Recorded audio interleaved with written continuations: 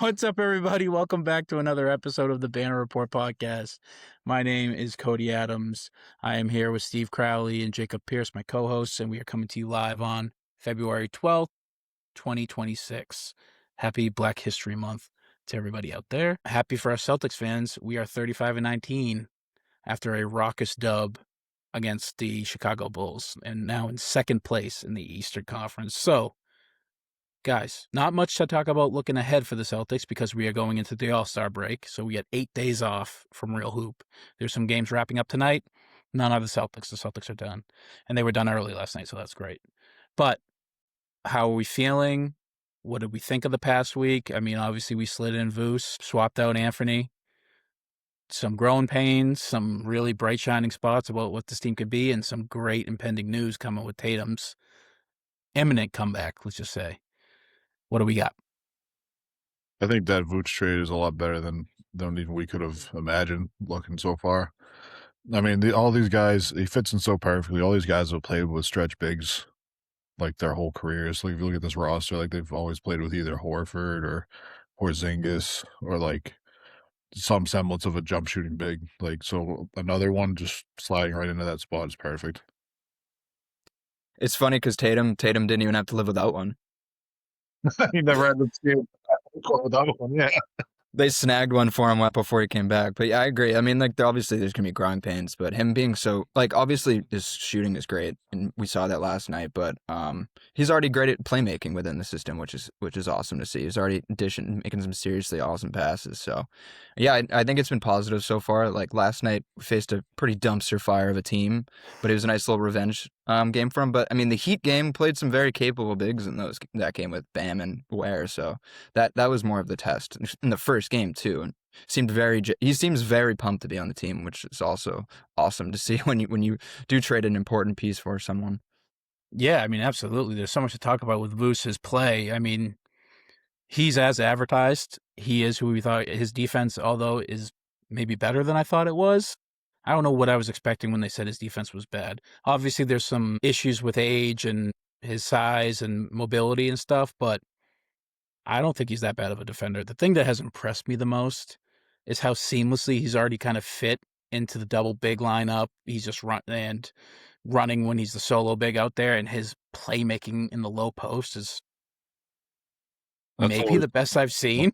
Like he's such a good playmaker out of the post, and that's something that like we could really use another one of those other guys that can attack mismatches, which is going to open up a lot if Tatum wants to take more time to come back, or if Tatum needs to be off the court more than he's on the court. We have another big that can play make through, that we can run the offense through. It's such a great asset to have. Yeah, he kind of keeps the motion of the offense flowing a bit, especially when he's crashing. We already get a shit ton of offensive boards, but the issue with us, I think, on those possessions is we sort of fall to pieces with the passes after we get the board in the offensive end. And I think with him, you saw it in the Bulls game. I think he crashed the boards on offense, got the board, threw it out. Derek White had to save it, and he saved it, and the ball just ended up going around the ring, pass after pass, and then there's a little wide open three, and he schwapped it. It's like, well, okay, it feels like the pace when stuff breaks down offensively is really good. Maybe the best I've seen it, and he's a huge part of that. Not to mention the flexibility he offers you with the lineups, and especially when JT comes back, exactly. He's getting the keys to a loaded Mercedes. And Vuce is definitely pumped. I can't blame him. This is the best situation he's ever been in.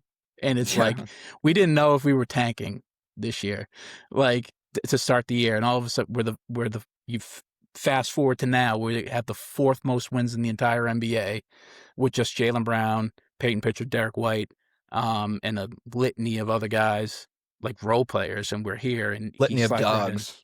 Litany of dogs, legitimately dogs, and a oiled machine in terms of offensive and defensive play calling.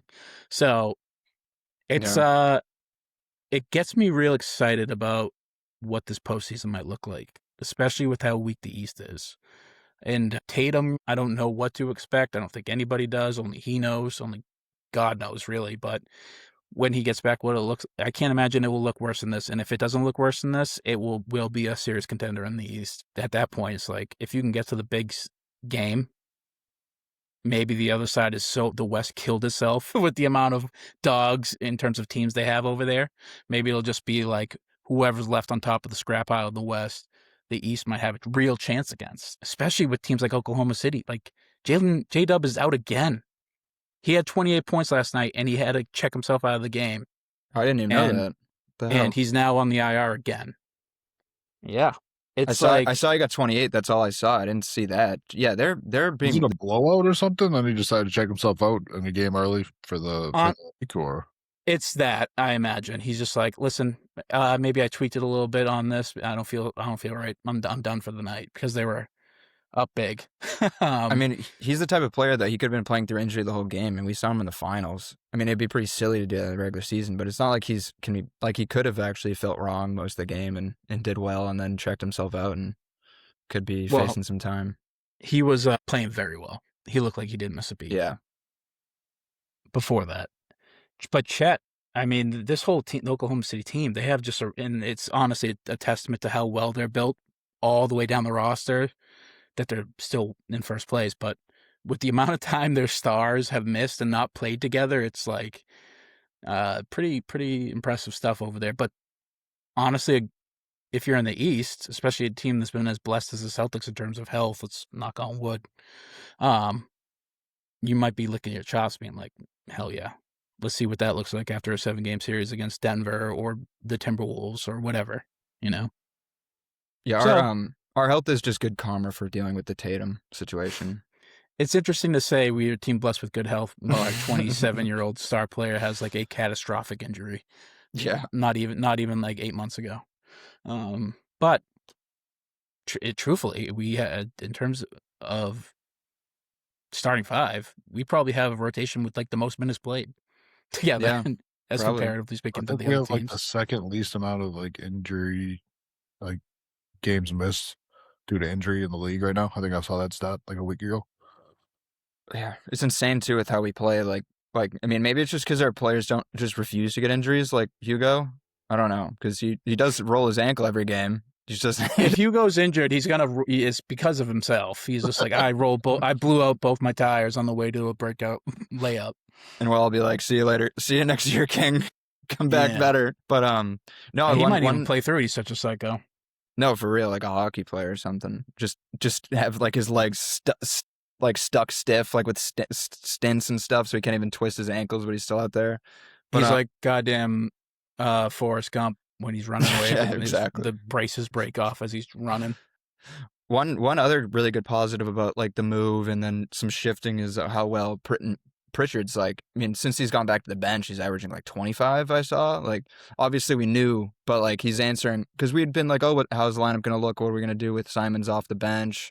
It's gonna be tough. And he's sliding back, and he's like, I'm even better off the bench than I was in my 6th man of the year campaign, boys.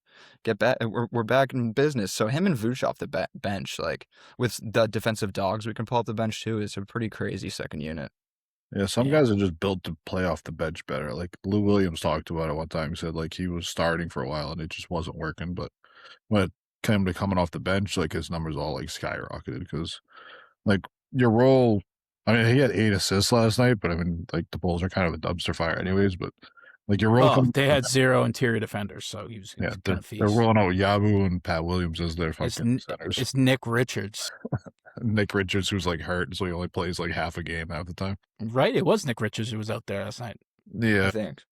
Or is it Mark Williams on that team? No, Mark Williams is on Phoenix, and he's actually pretty good. Yeah, I know both. They used to both play for the Hornets. Yeah, that's why I remember they're both on the same team at one point. But like Pritchard coming off the bench, like your first job is to score. It's like, all right, well, like that simplifies the game a lot for like Pritchard, where it's like, hey, I'm gonna come off this screen looking to score. Like, let's be a spark plug out there. So I feel like that works out a little bit better for him. But his assist numbers this year, like I feel like from him starting so much and having to be the setup guy is only going to make him that much better coming off the bench. Yeah. Also, you're playing against, in theory, an easier lineup, or you're playing against their bench unit, so you're not playing as tight of a defense. But Pritchard does play down the stretch too, though. Yeah, Pritchard is getting fourth quarter minutes where like they're probably not putting their bench in the fourth quarter. I mean, last night everybody's bench was in the fourth quarter, but that's nobody's fault but fucking the kids on the Bulls front office. No. Yeah, I agree. I mean, Pritchard is good enough to start and he's good enough to close games, but yeah, like he's the type of player where he's like a microwave. So it's like he's best suited off the bench, but we're just lucky he's good enough to carry us through parts of the season like he did this year starting. But yeah, no, that it is also very funny for us to be like, oh, their interior defense sucks. Can't wait for the smallest men on the court to feast on it. Because, dude, that second quarter yesterday was insane. That just blew the game out. That especially the buzzer beater was like just on the finish. That fake out. Oh my god, he was going crazy in the second. Pritchard really does love playing with pace, though. If you know, like he loves getting the ball, breaking out quick with it, and cutting inside, and hopefully drawing a double or whatever, and finding the open man like that. He loves doing that, but he's also one of the best interior finishers. It's like he has to be the per cap, like salary cap number percentage, the most valuable player at that number. He's making $7 million a year. We've talked about this before. There's a couple guys that are ahead of him, but I know, but how is that guy making $7 million a year? And also, what is his next contract going to look like? Because it might be huge. Hey, we got 3 years to figure that one out. I think he's on another 2 years after this one. So, thank you, Brad.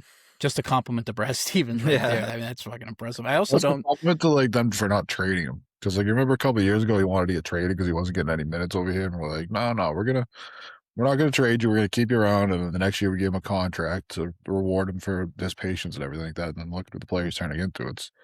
It's great to see like him like blossom. Like it's like we used to see him as like, all right, like he's kind of like a specialist 3-point shooter, a little undersized or whatever. Now we're looking at him going like, all right, you're averaging 20 something a game.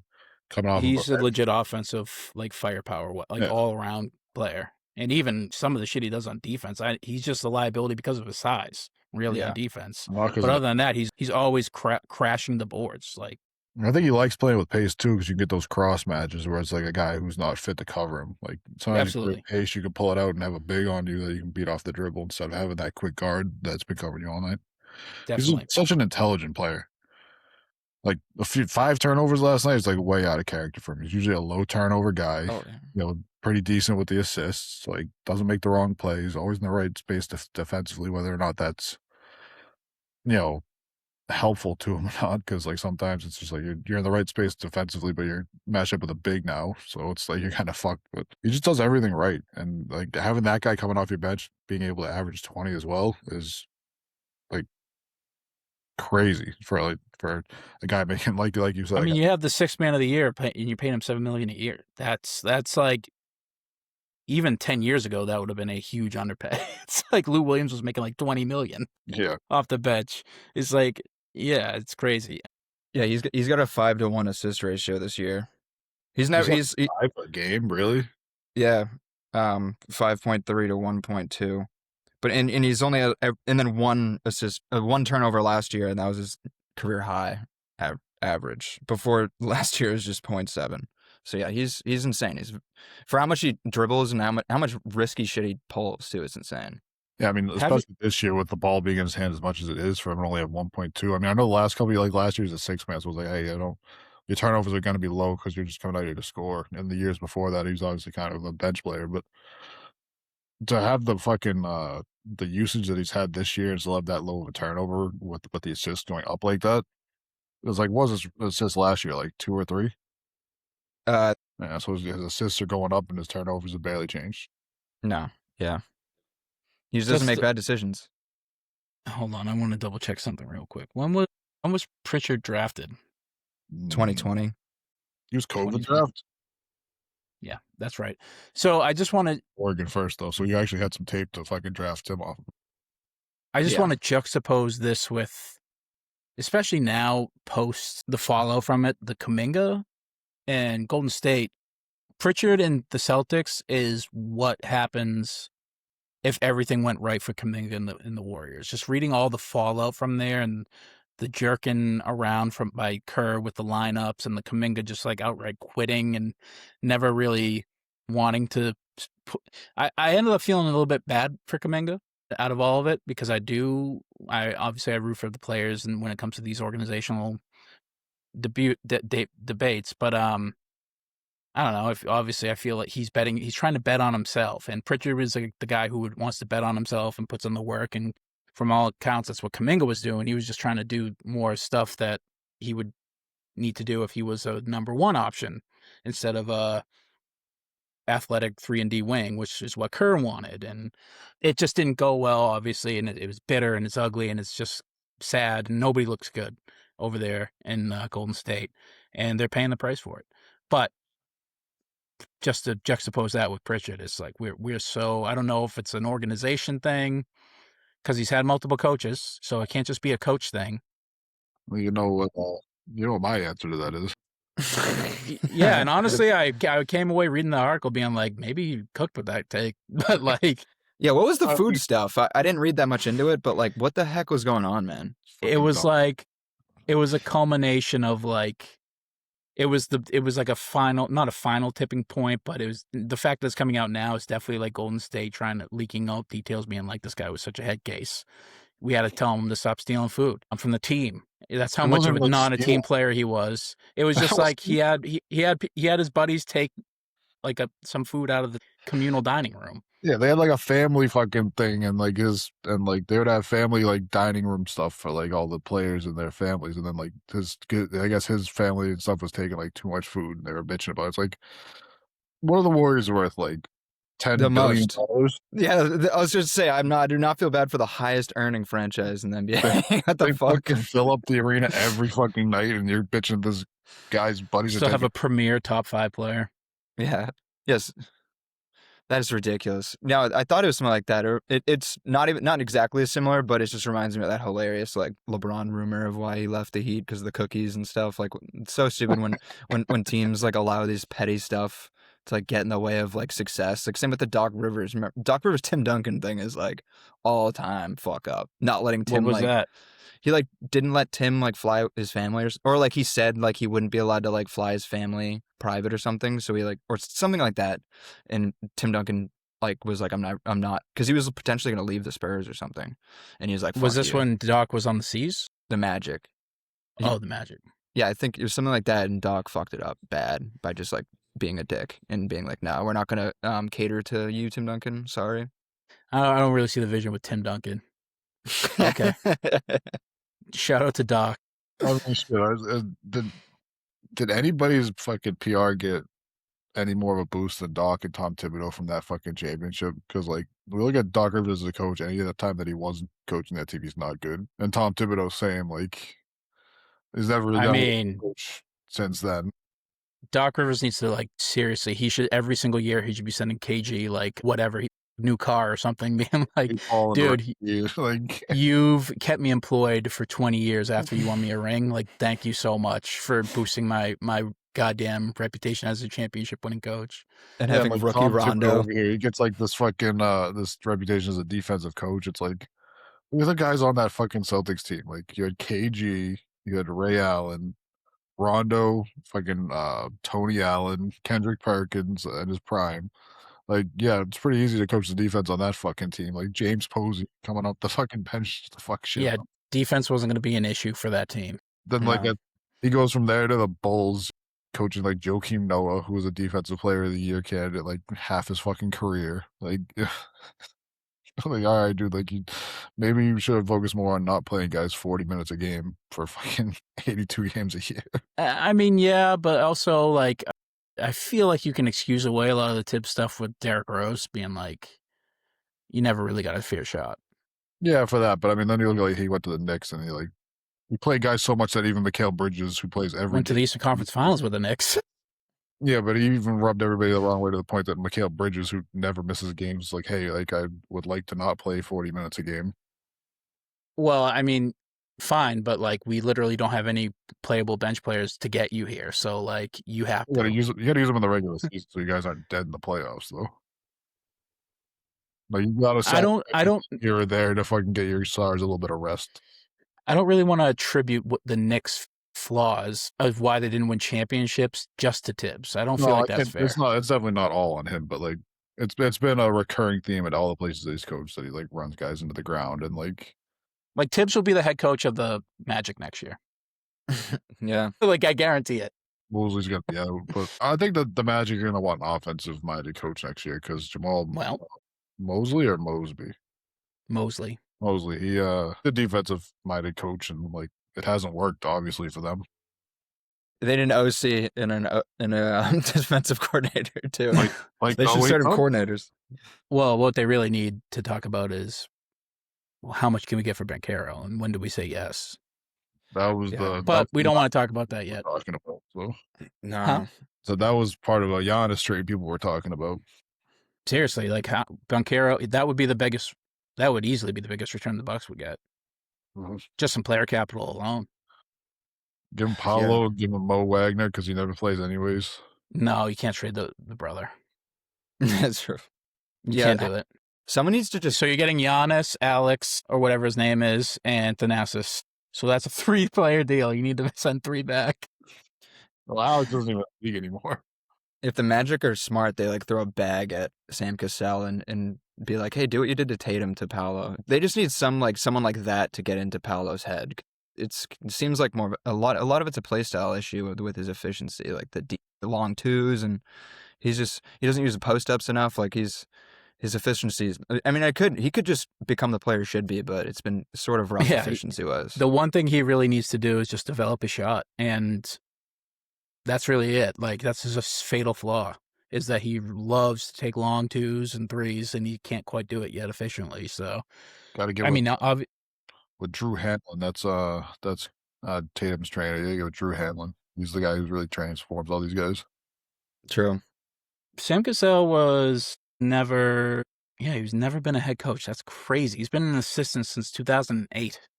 Yeah, I mean, some guys just no, it can't be 2008. He was on the championship team for the Celtics. 2000 coaching. So it says right here on Wikipedia. So maybe it was the year he retired after he was a Celtic. Yeah, it was in October of that year he was assistant for the Wizards. How liked do you have to be within an org to just retire and go straight? Did he assistant with us immediately? Like that's crazy. I was going to say he went to Washington from 08 to 14, then with the Clips from 14 to 20. So back to Doc, and Sixers from 2020 to 23 back with Doc again, and then to the Celtics. He's like, thanks, I can't Doc. win with this. He's like, I can't win with this guy. I got to get away from Doc. He must have been for a little bit, right? What'd you say? Wasn't he with Ty Lue for a little bit with the Clippers after they got rid of Doc? I imagine from 14 to 20. I think that's maybe not. Maybe not. I don't know. I feel like him and Ty Lue probably get along because they played against each other at some point in their careers, I'm sure, in the actual league. Did he never play against Doc? I don't know if Doc was still playing at that point. I think Doc might have retired a little. He might have. They might I mean, 93 is pretty long. I think Doc was still in the league in 93. I have no idea, honestly. I know Doc was definitely active in the 90s for the Hawks against the Celtics. Yeah, so he must have. Well, yeah, I'd hate to see Sam go. I mean, that's another one of our premier assistant coaches who could just be a HC anywhere else, like Will, like Charles, who's sneaky, like coaching the best team, like the best story team in the league right now. And nobody's fucking talking about it. Well, I think a lot of people are talking about it, as they should. The Hornets are fucking straight up good. They're fun to watch. They're just a good team, and it sucks because they do have one guy that I just do not like, and I think all 3 of us don't like, especially when he gets into fights, and everybody's kind of like, oh, I hope he gets his fucking face pounded in by Jalen Duren. But other than that, I can't knock him. He's a good player, and I'm talking about Miles Bridges. But the ascendance of Khan, having the best rookie shooting year ever, I think I can just say that safely. Just an elite shooting weapon already. I think he already has the total. Like, I think he already has he will have the most 3-pointers of a rookie. Like, I think it was either so easily grabbable for him because he has so little to go, or he already passed it for the rookie total for 3s. And he's on 50, 40, 90. Yeah, it's crazy. He reminds me a lot of Steph Curry, man. Or Ian Clay. He reminds me of the Splash Bros. Like, he's obviously Steph's size, but the way he catches and shoots and he's firing anytime he gets it's like, yeah, that's a hell of a player. But the best thing is that they get LaMelo to buy in and go off the bench. I know. Like, still coming off the bench every game. It fluctuates, but he spent obviously, I think, more time than any other season on the bench when he's not hurt, obviously. And Brandon Miller, like, it's the Con ascension, then also Brandon Miller sort of wasn't healthy last year and now has taken another step too. Like in general, it makes sense for who they have, but Con was definitely an accelerator, that's for sure, because he's like an all-time rookie to get for a team like this. It's almost as good as what VJ Edgecombe has done to the Sixers. Like we all knew Maxey was good. Obviously, Embiid's an MVP, but his thing is availability. We know that when he's playing, he's always good. But what VJ has done is like, especially with Paul George going on, he's kept this team like very much. He infused it with a life that it didn't have. Definitely didn't have going into the season. So you're seeing a lot of rookies doing some heavy lifting. Not to mention Flag, who's almost a top 10 player already, like straight up. He's disgusting. Yeah. The American flag.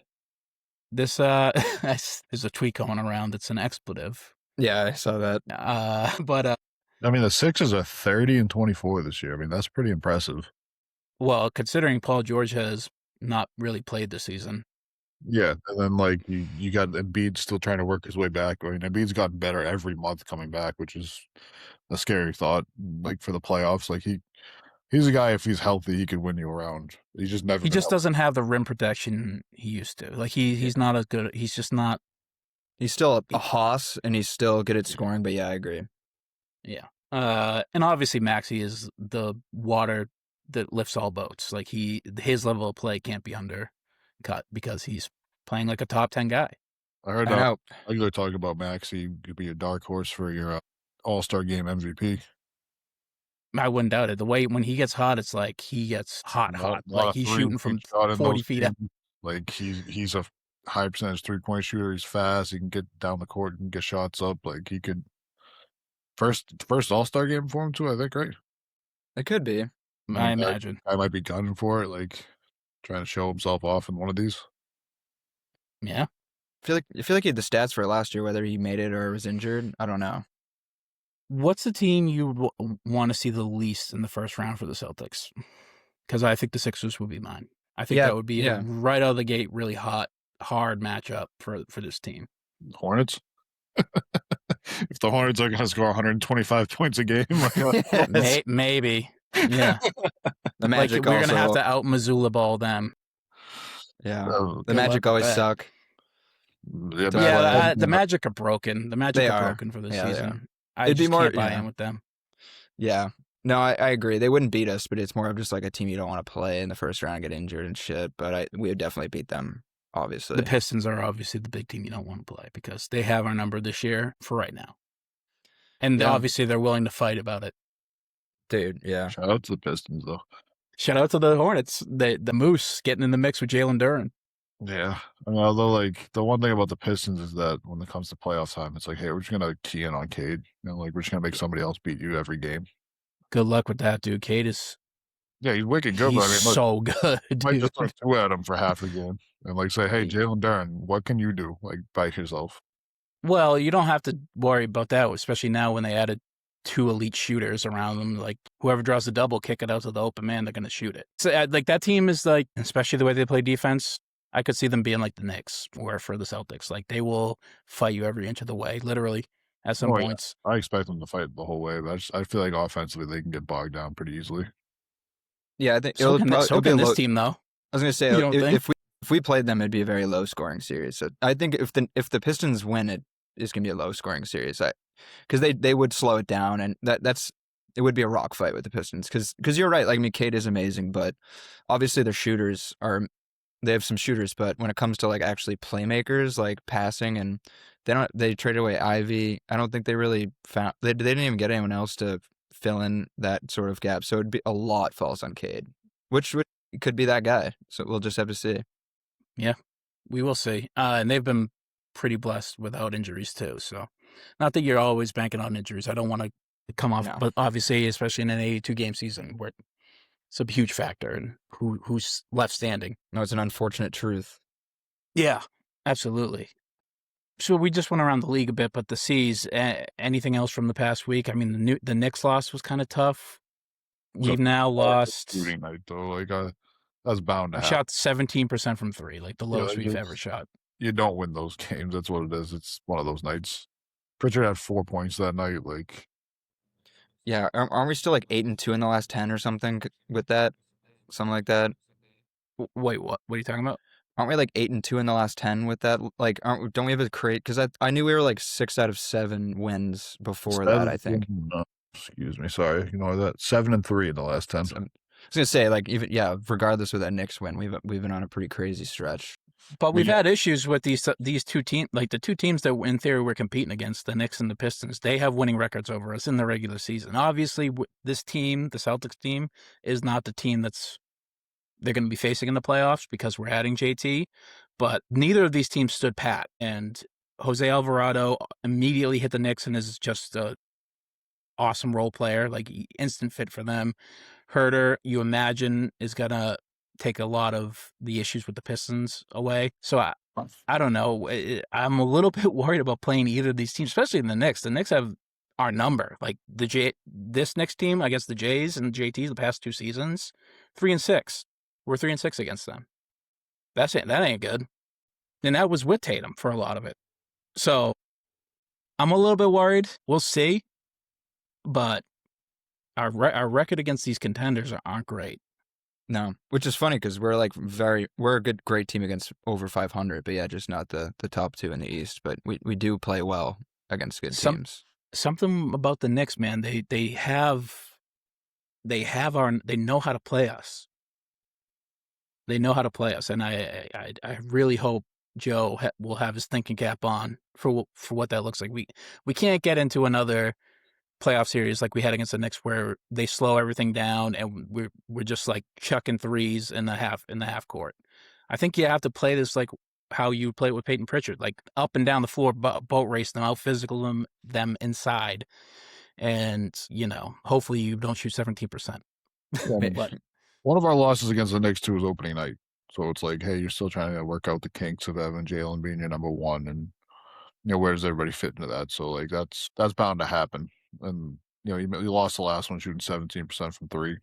So I'm not crazy worried about them. Like in the playoffs, like when you can game plan specifically for them every night, and like you said, the imminent return of Jayson Tatum will change a lot. They don't really worry me too much. That's crazy. It's crazy to me that you don't get so worried about that shit. They literally got rid of us in the playoffs against a better team. They beat a better team in the playoffs.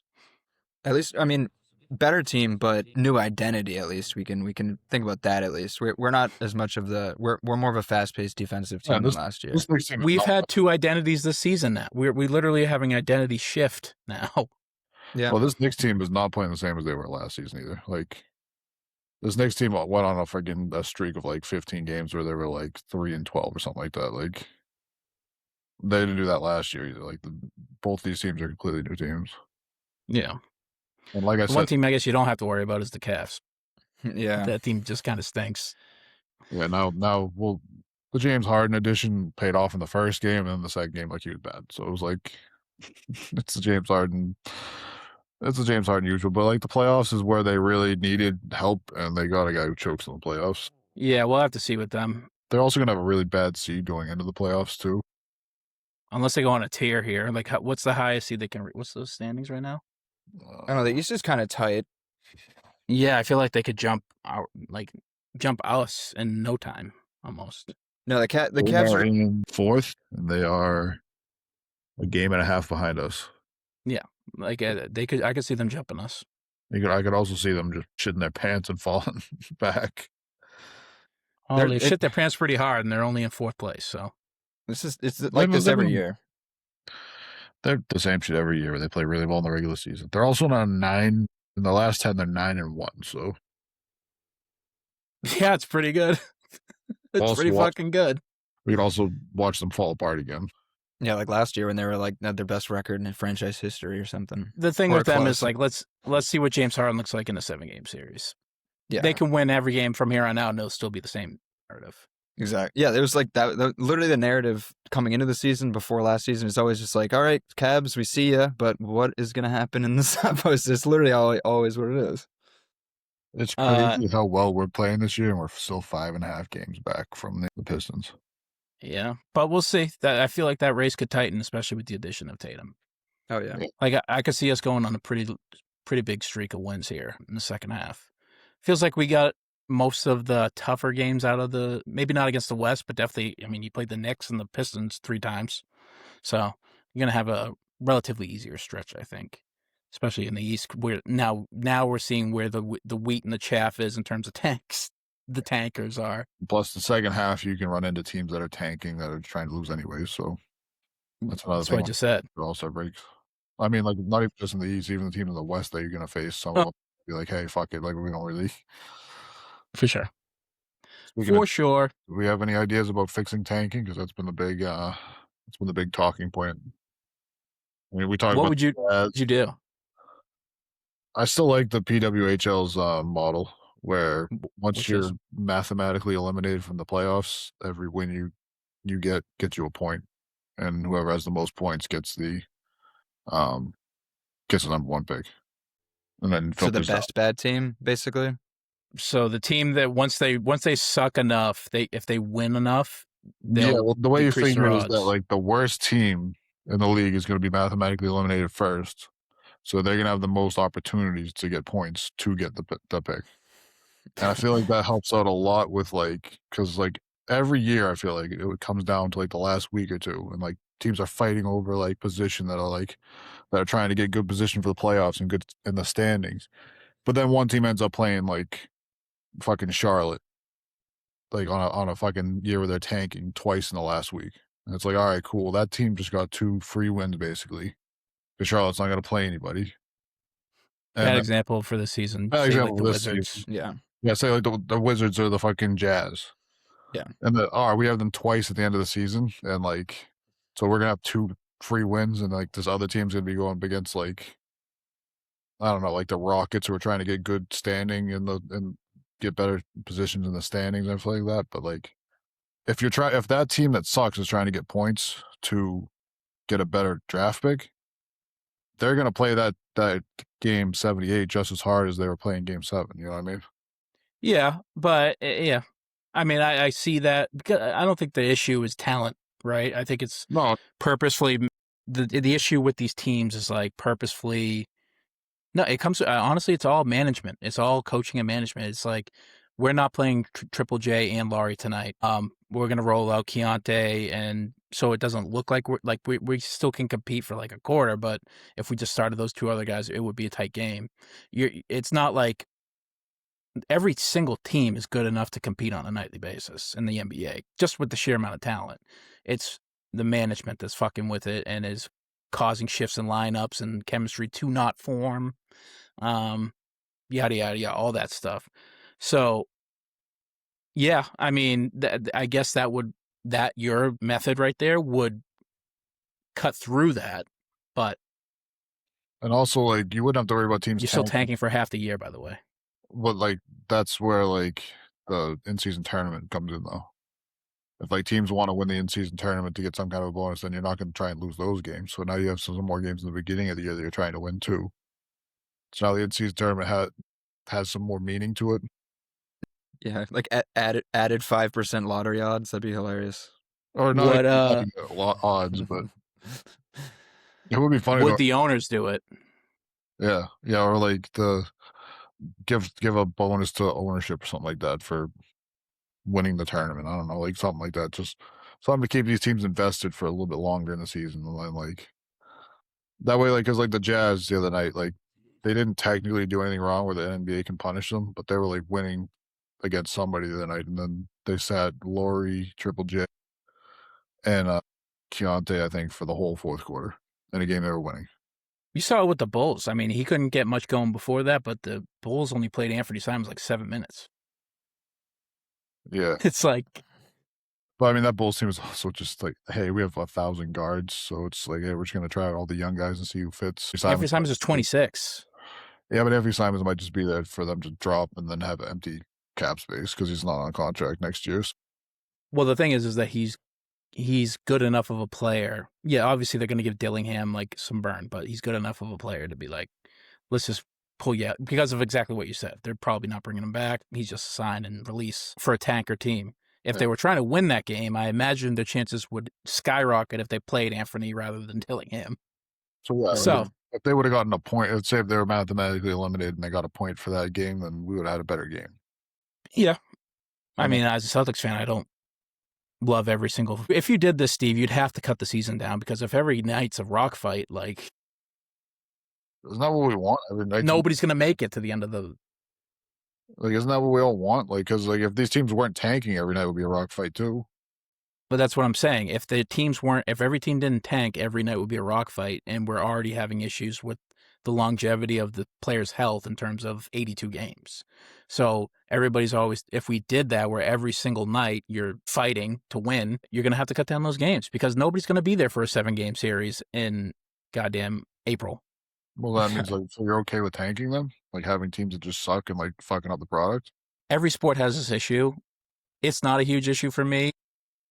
I think that the basketball's the only one with this issue because the fucking Major League MLB has the farm system to grow your guys. NFL, nobody's tanking in the NFL because if you tank, you're just gonna get fucking hurt if a guy's not going 100%.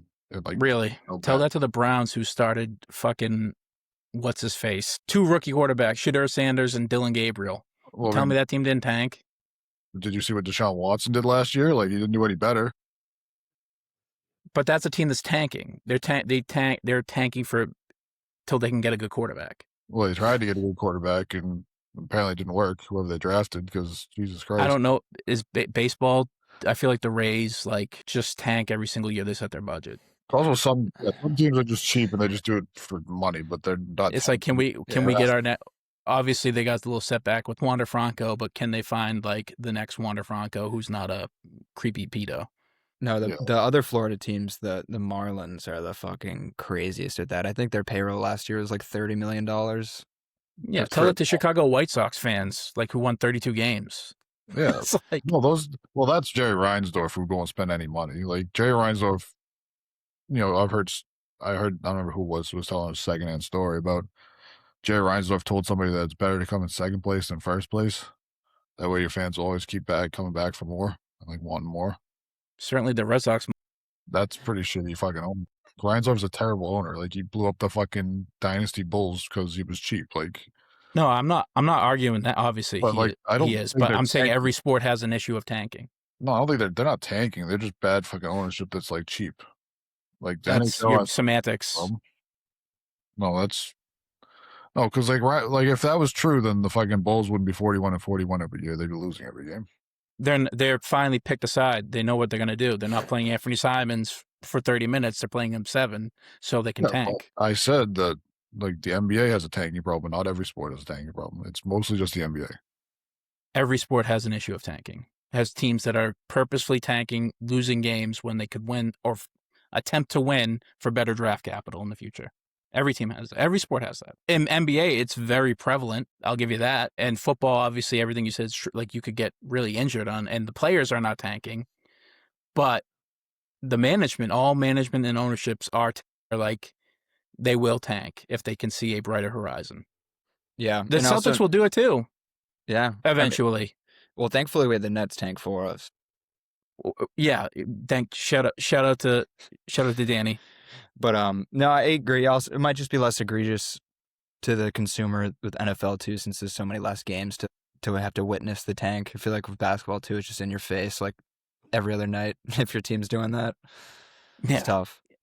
I don't know how you fix it, Steve. I think your answer is reasonable. You could throw a million. I'm sure there's much smarter people than me doing the same thing, throwing ideas, being like, well, this league does that, da-da-da. Will the owners agree to do it? That's the question. And I don't see why owners wouldn't. Like, if you put a competent group out there and try and win games, then more people are going to show up to those games. Like, well, they're making a shit ton of money now. yeah, but you can make more money if in March the Wizards are actually trying to play to win games and they're not fucking trying to lose games. In theory, you can make more money, but you're gonna get especially if you're spending, you're gonna get taxed to the point where you are no longer making money. Well, if you are gonna get the number 1 overall pick, you can have a guy on a rookie contract who's gonna be cheap and bringing in fucking asses and seats and making you more money the next couple of years, and then you can figure out what money you want to spend. That's the Pirates way.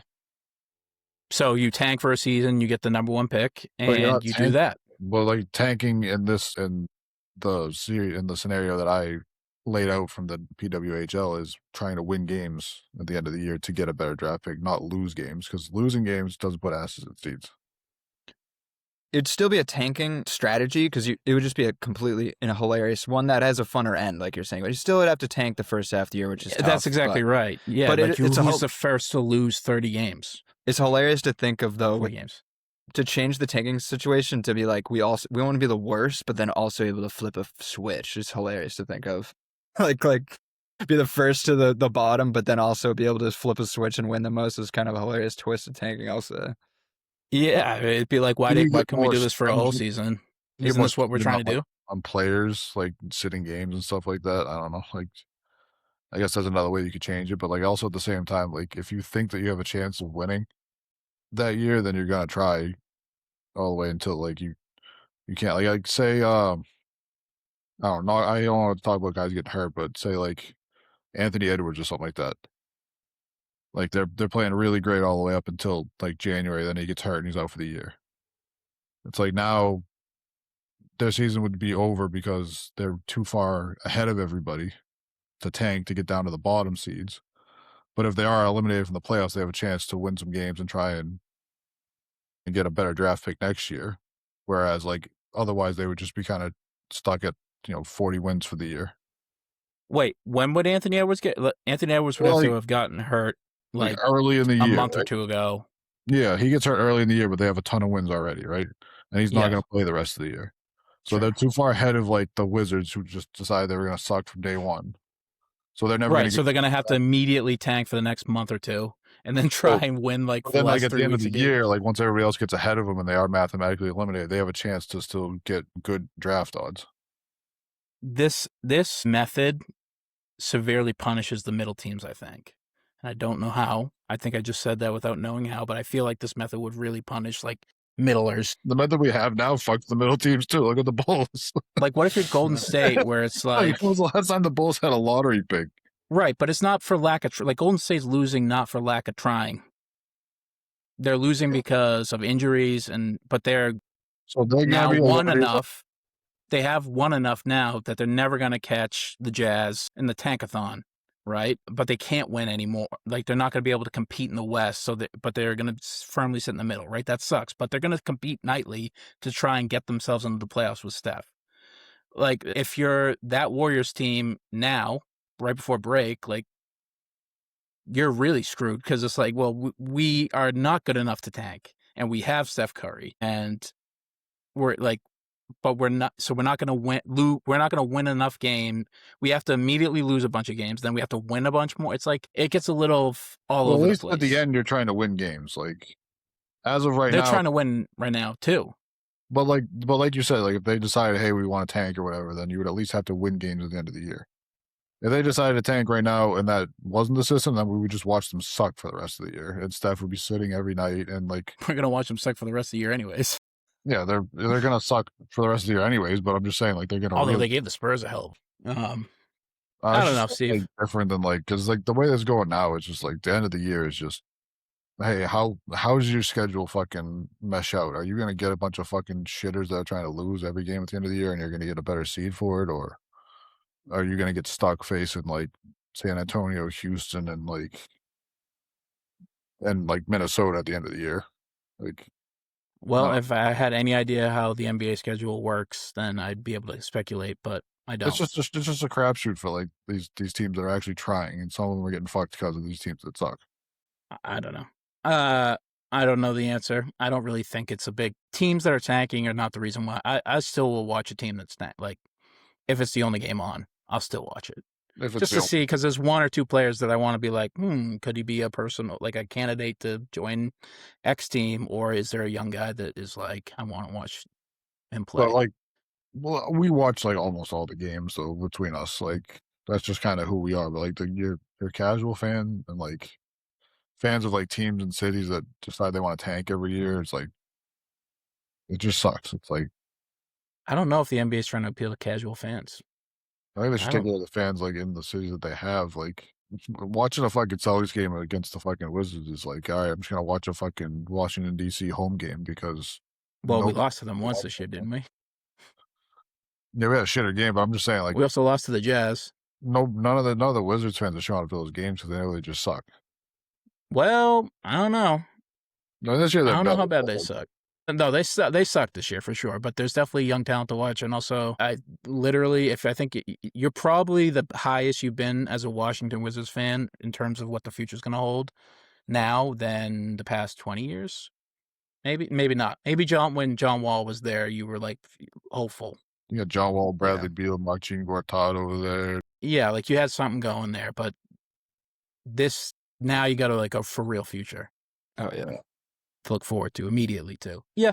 So tanking, it's an issue. It's a great way to blow an hour on talking about NBA stuff and speculations, but I don't know. I don't really see a huge incentive for owners to want to do this. I think there's bigger issues that have to be addressed either along with it or coincidentally with it. Like they're obviously really pushing for the expansion stuff now this week.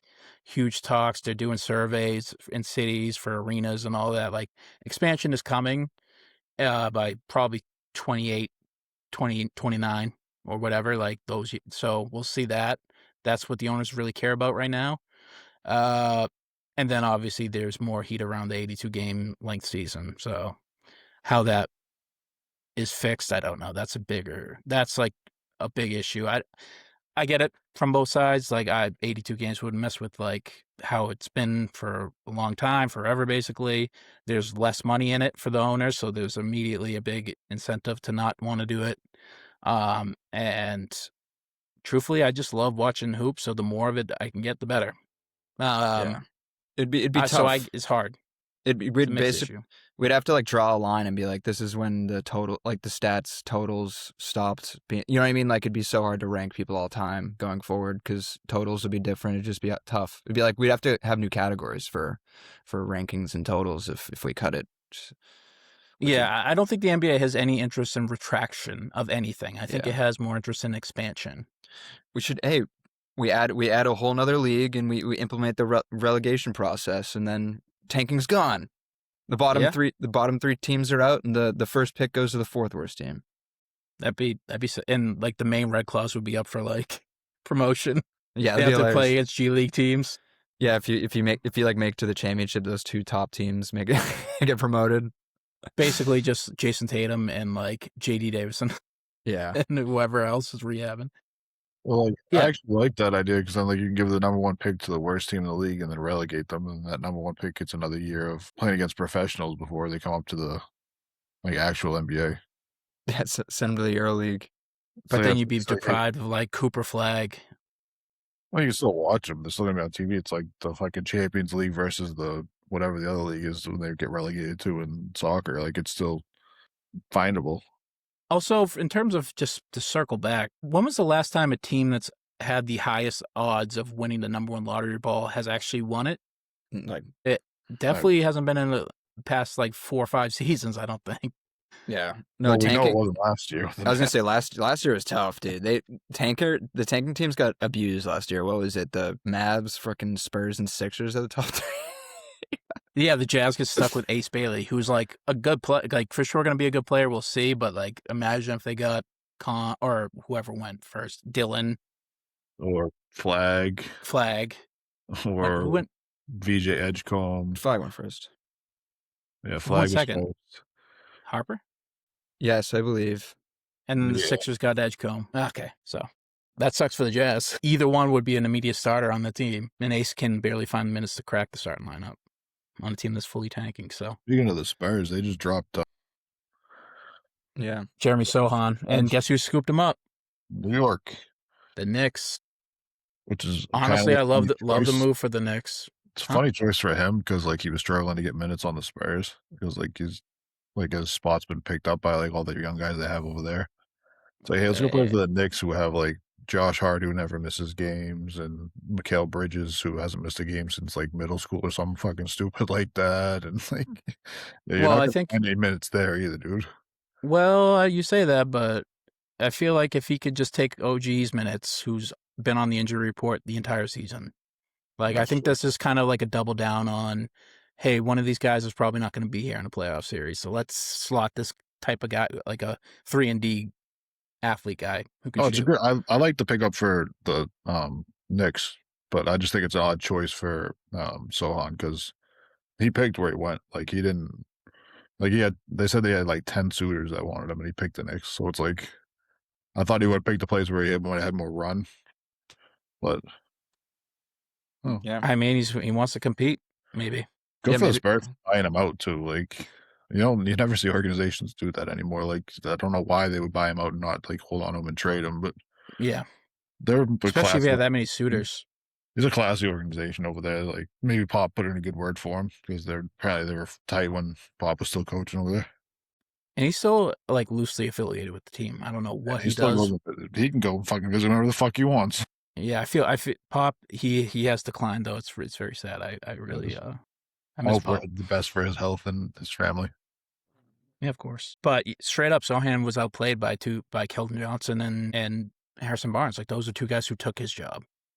Harrison Barnes has been such a solid fucking NBA player for so long. It's kind of hard to take his job from him. Yeah, and so is Keldon Johnson. But like those guys in particular are playing incredibly well for a team that's like, you think the young stars would be, and obviously Wemby is the headliner, right? He's had like 37 points last night or something stupid.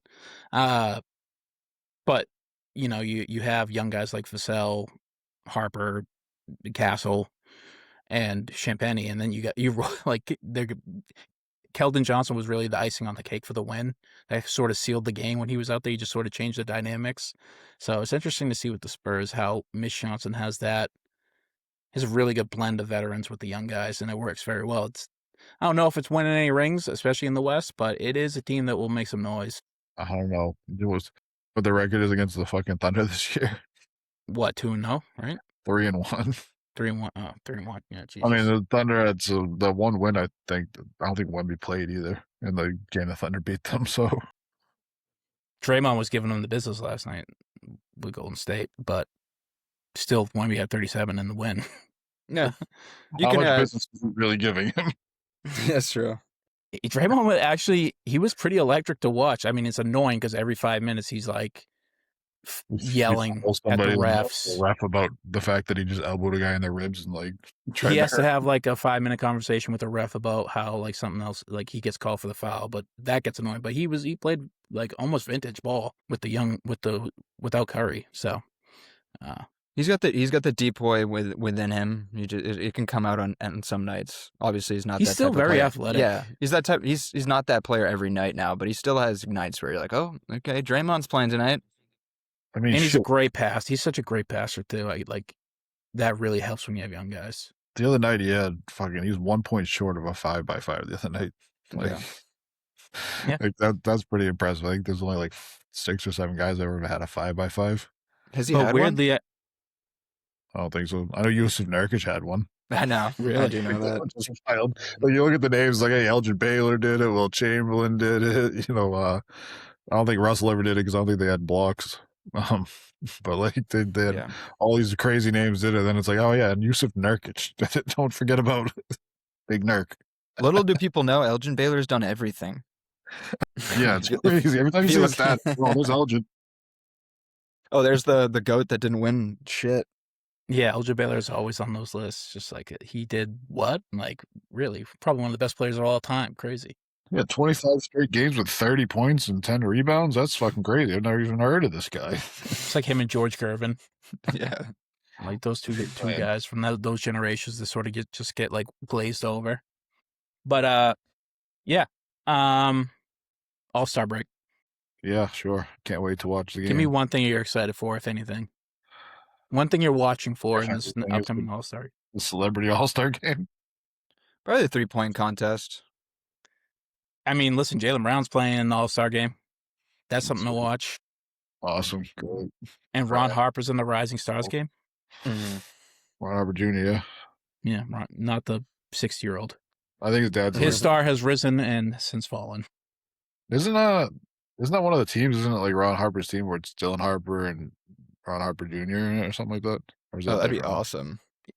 He's participating in the Team Harper family event alongside his dad and his brother Dylan.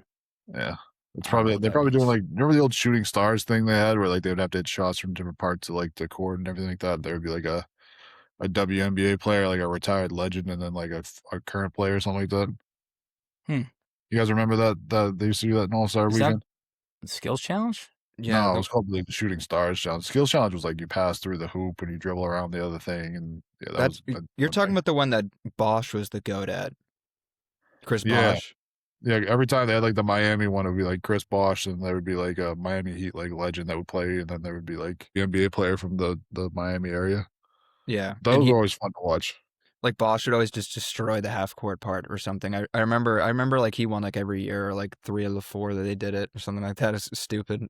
People forget Jayson Tatum won an NBA All-Star Skills Challenge. People forget. Are you guys like completely uninterested to watch sort of how this like 3-team round robin All-Star game? I told you, I'm excited for the Celebrity All-Star Game. They're gonna fucking put some effort forward. No, I'm interested. I'm not confident in it, but I'm interested to see how it goes. You know what I mean? Like it's new, and I'm interested to see like a whole internet. I'm more interested to see the international team all together because we have obviously seen Team USA before, so it'd be kind of fun to see the mixed international teams because we obviously don't get that. But It's yeah, legitimately the Monstars versus like Jaylen Brown, who is Michael Jordan. yeah, especially they got Jokic back too, dude. And we weren't expecting that. We were like, oh, they For don't sure. have Jokic. Okay, he's back and he's freaking averaging crazy numbers. And again, like He had a triple-double last night, I think, or whatever. Like he's fine. He's Yeah, it just was like- back to being the silly goose. I think it was like 20, fucking 6, 16, and 14 or something. Stupid. Yeah, well, what I guess if you have listened to Bill Simmons' podcast, what do you think about Nick Wright's idea to have whites versus blacks All-Star game? I mean, as fun as that would be, Holy like shit. for like your normal like people in the world, that would be really fun to watch because like you've seen high school basketball and shit like that, and like I played AAU basketball, like I've seen how these games play out, and like it would be fun to watch at like an NBA level as normal people. But then like the fucking discourse that would go Oh, on yeah. online, like it Oh, yeah, would just be the most disgusting. God forbid the white team wins. It's not worth it. Yeah, it's not worth it. It would be the most Holy. despicable, disgusting, like shithole fucking people in the world just trying. You to know, get on Trump's basketball. getting involved in the mix. He's gonna be like, "Love the whites." It'd be like the Whites do first great. game a lot of people watch, the wrong audience. Only game they watch the whole year. It might get those idiots who like stopped with all like the George Floyd and the protests and the unity shirt and like the very clear statements the NBA made. It might get those guys who turned off the NBA, who were just like shut up and dribble. Back though, it might be might be a nice way to claw back that audience if you want it that bad. It's a crazy idea, but one thing that was when they listed the rosters, I was like, damn, it would not have been this competitive 5 years ago. There's way more white talent in the league. That's I was gonna for say, sure. give me your white starting 5 right now. It's Jokic, Doncic, Flag. Who else? Khan is somewhere in that area, but probably Khan might be coming Yeah. off the bench. yeah. Yeah, like Nick Wright's thing was like in like 4 years is what's gonna be, because it's gonna be like Khan's gonna be that guy, Flag, Jokic, and Luka. Sangoon too. DeMontis. They got enough centers. Jesus, it's just a bunch of Vucevic on the bench. It's just a bunch Hey, of centers. Pritchard. Oh shit, Pritchard might start. Nah, you'd be better come off the bench. And they got Reed off the bench too. And yeah, Reeves too, Austin Reeves. If you had a handicap that game, I don't know it'd if be you like what? Team Black minus 10,000, like if hands down. Oh. Like I don't know about that. I mean, you got Jokic and Luka, and if they're actually trying, yeah, but if you start going down like and 1 Flag through and 1 through Spears, 15 in Team Black, it's like every one of these guys is Yeah. You're like probably a borderline gonna- MVP candidate. you're probably gonna go fucking 10. You're not gonna go 15 deep on them. You can if your team like go. We'll Well, we're if it's an running all-star fresh game, you're not minutes. gonna go 15-15. You're gonna go probably 10. Yeah, it's a ridiculous premise. Shout out to Nick Wright for just It's fucking hilarious that Spitballing. I can put it out there though. Yeah. I mean, come on, you're telling me you're not excited for Michael Key in the fucking Celebrity All-Star game? I didn't even know this was like a thing. Who's Marcus Fall is headline? playing in the fucking? He was a professional basketball player. He shouldn't be playing in the game. Matt Ishbia is in it. That's funny. He's a national champion. Oh, I'm White excited for Chocolate's that. playing too. Jason Williams, former player. Yeah. He's perfect for it though, because he'll just do some nuts passes. Like a lot of these old guys, they're too old to do the cool stuff they used to do, but he can Honestly, still you can do fucking until you're yeah. like 65. He'll do an elbow pass. I would put $1 million on Kalshi or whatever fucking bet place would have that, but I'd put a lot of money on him doing an elbow pass. You got a couple NFL players playing in there too. Who St. Brown's playing, Keenan Allen's playing. I'm telling you, I think it's gonna be more fun to watch. who are like the funnier celebrities? Don't give me actual athletes who are like, yeah, they'll probably be really good at this. I mean, Keegan, Okay, there's like he'll just be funny for sideline Jeremy interviews. Lin is in it. I just fucking missed his name. Former player. Yeah, Mustard. He's like in his isn't it? 30s too. Jeremy Lin's in his DJ 30s. Mustard. Glorilla. Shams. Oh, is in it. shout out to Forgot about Glorilla. that. Brandon Ingram's gonna coach Imagine her. she's just like female Bi. She's just like She's cold. turn around fadeaways in the post. Like They've been Picture the practicing. fucking tween hezzy fucking pull up from the elbow. I mean, the most ridiculous aspect of the celebrity thing is that I still can't tell if we're getting pranked, but the McCain thing. If they're doing a celebrity 3-point contest and he's in it, we've never had a celebrity 3-point contest, but why is McCain in it? Talk about former players. so it's Current only one. just it's Jared McCain and I'm sorry, who's the other guy? I forgot his name already. I think it's a slew of them, or is it just Lethal Shooter? Well, that's the main guy, right? He's like the 3-point god. He does like 3-point trick shots. But Jared McCain's a professional NBA player who like does shoot the ball from 3. So I imagine he will win this. Also, not quite a celebrity. What the fuck? Okay, I have the other Yes. ones. Richard Jefferson's in it, Okay, but then Caleb Williams. J-Dub's brother. No, the the quarterback Bears for the QB. Oh no, Cody Williams is J-Dub's brother. Yeah. And then That's my Drewski, name. Jake from State Farm. Drewski's gonna be so funny. Drewski's gonna shoot the ball and he's gonna immediately do the thing, and I do it myself. When he shoots, the shirt lifts up, so you immediately gotta pull it down. Oh, 100%. The gun.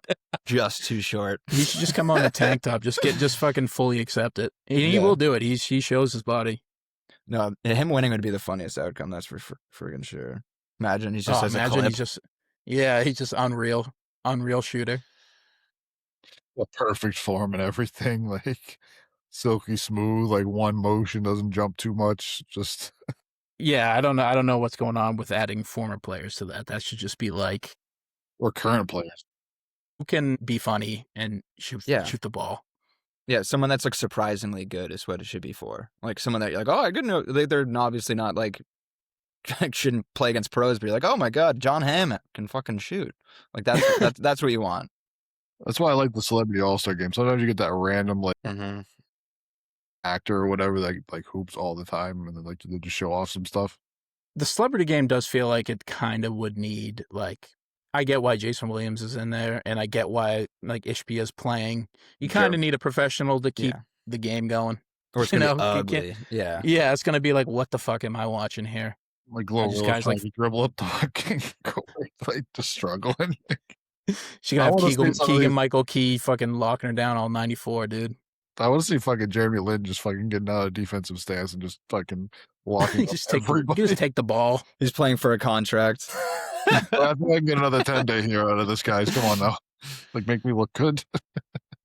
You guys want to know how I know the All-Star weekend is broken? Is that we haven't even mentioned the main event, the dunk contest. It's so bad this year. Dude, it's Who's just like, even in it this way? I know fucking woman beater Jackson Hayes is in it. Allegedly. you don't even the Calgary other bases. and then like Jalen Darn and then the other I the other- have it. It's Carter Bryant, Jackson Hayes, Keshad Johnson, and Jace Richardson. I think at least 2 of these guys are rookies. I've only heard of Jackson Hayes.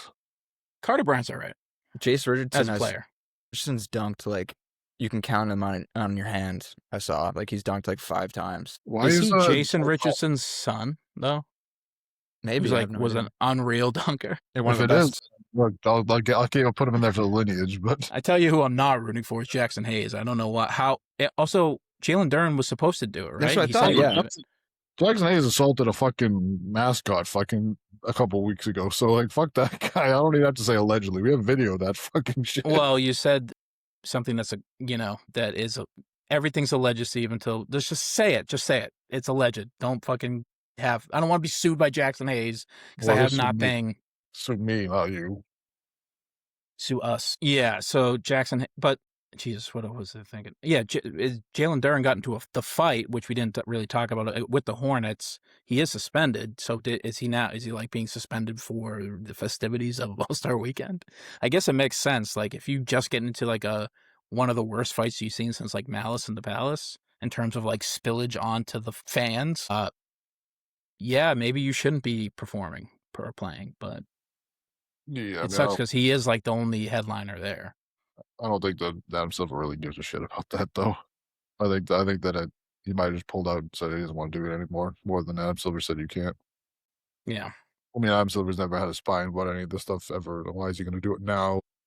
I don't know. But yeah, that dunk contest is gonna fucking Get smell it fucking up the Mac joint. McClung back in the fucking thing. I don't even give a shit. He's on a fucking two-way now with somebody. With the He Bulls. turned it down though, didn't he? He's like, I'm not doing it. Yeah, he won the Why? last. Like, how many more things can you do with a dunk? Maybe we just get rid of the fucking dunk contest in general. Like, what else can we see? I mean, I don't even Unless care. somebody can do like a full, like, front Well, flip and dunk the ball, it's I mean, like, it's I done. don't.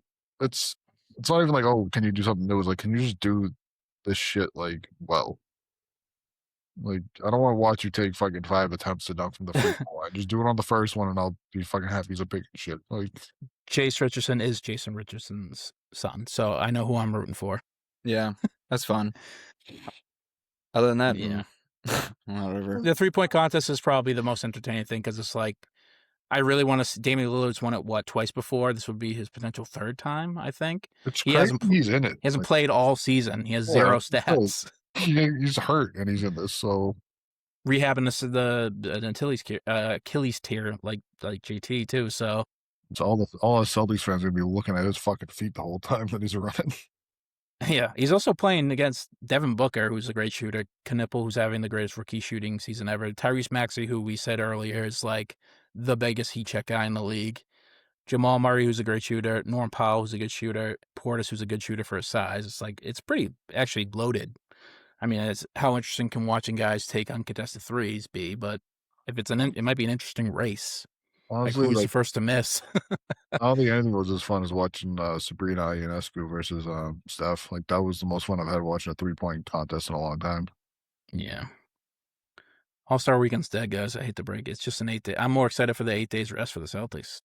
It's been dead for so fucking long. Yeah. NHL All-Star fucking Weekend is better than fucking NBA. Yeah, but that NHL is so, like, it's so niche now. It's so easily relegated to the fourth sport now. It's just like, who cares? You're either in or you're out on hockey. I think it has the best All-Star game out of all of them. You're probably right.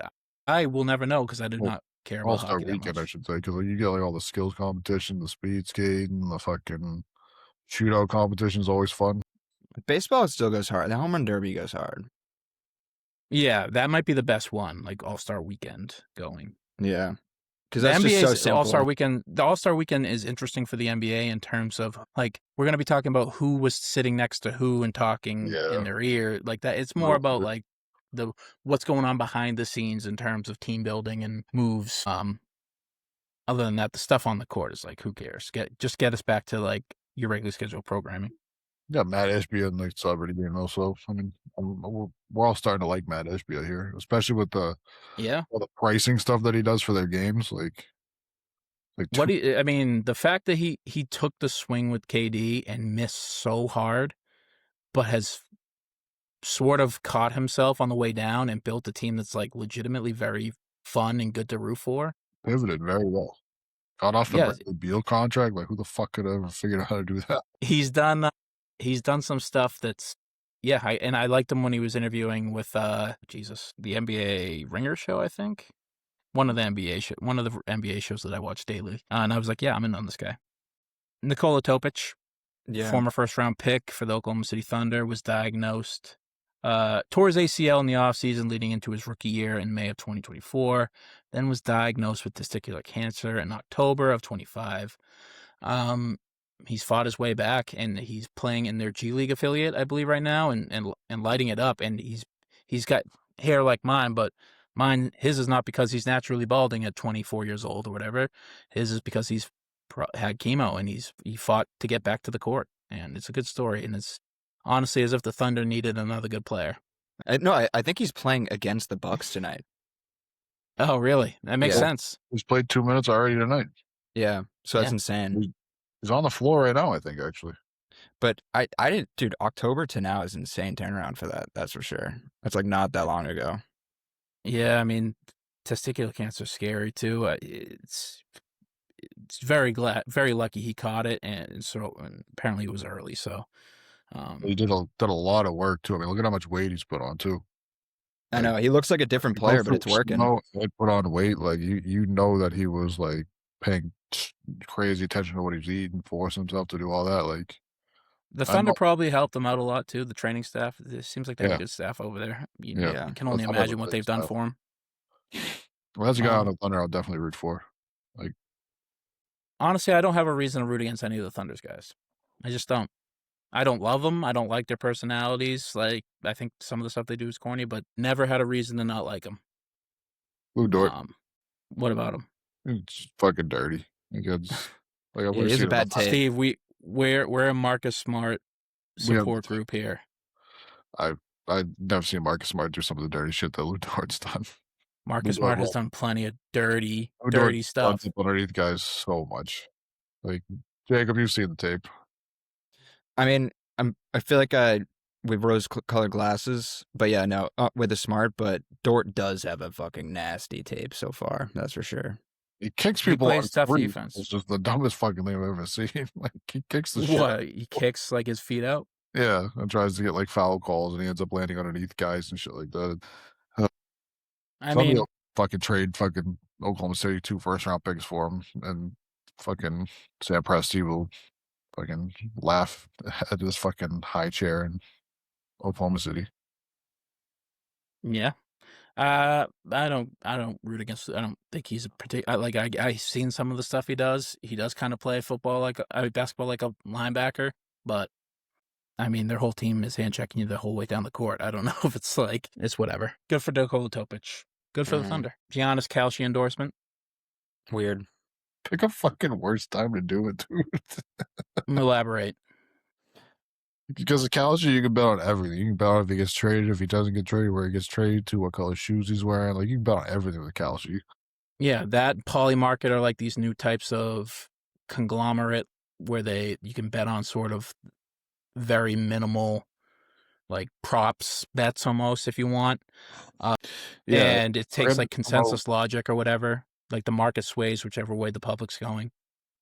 Yeah, and for him to come out like that, he's like backing that like, well, that day after he just didn't get traded, like the day after the trade deadline ended. What about it? What's so wrong about it?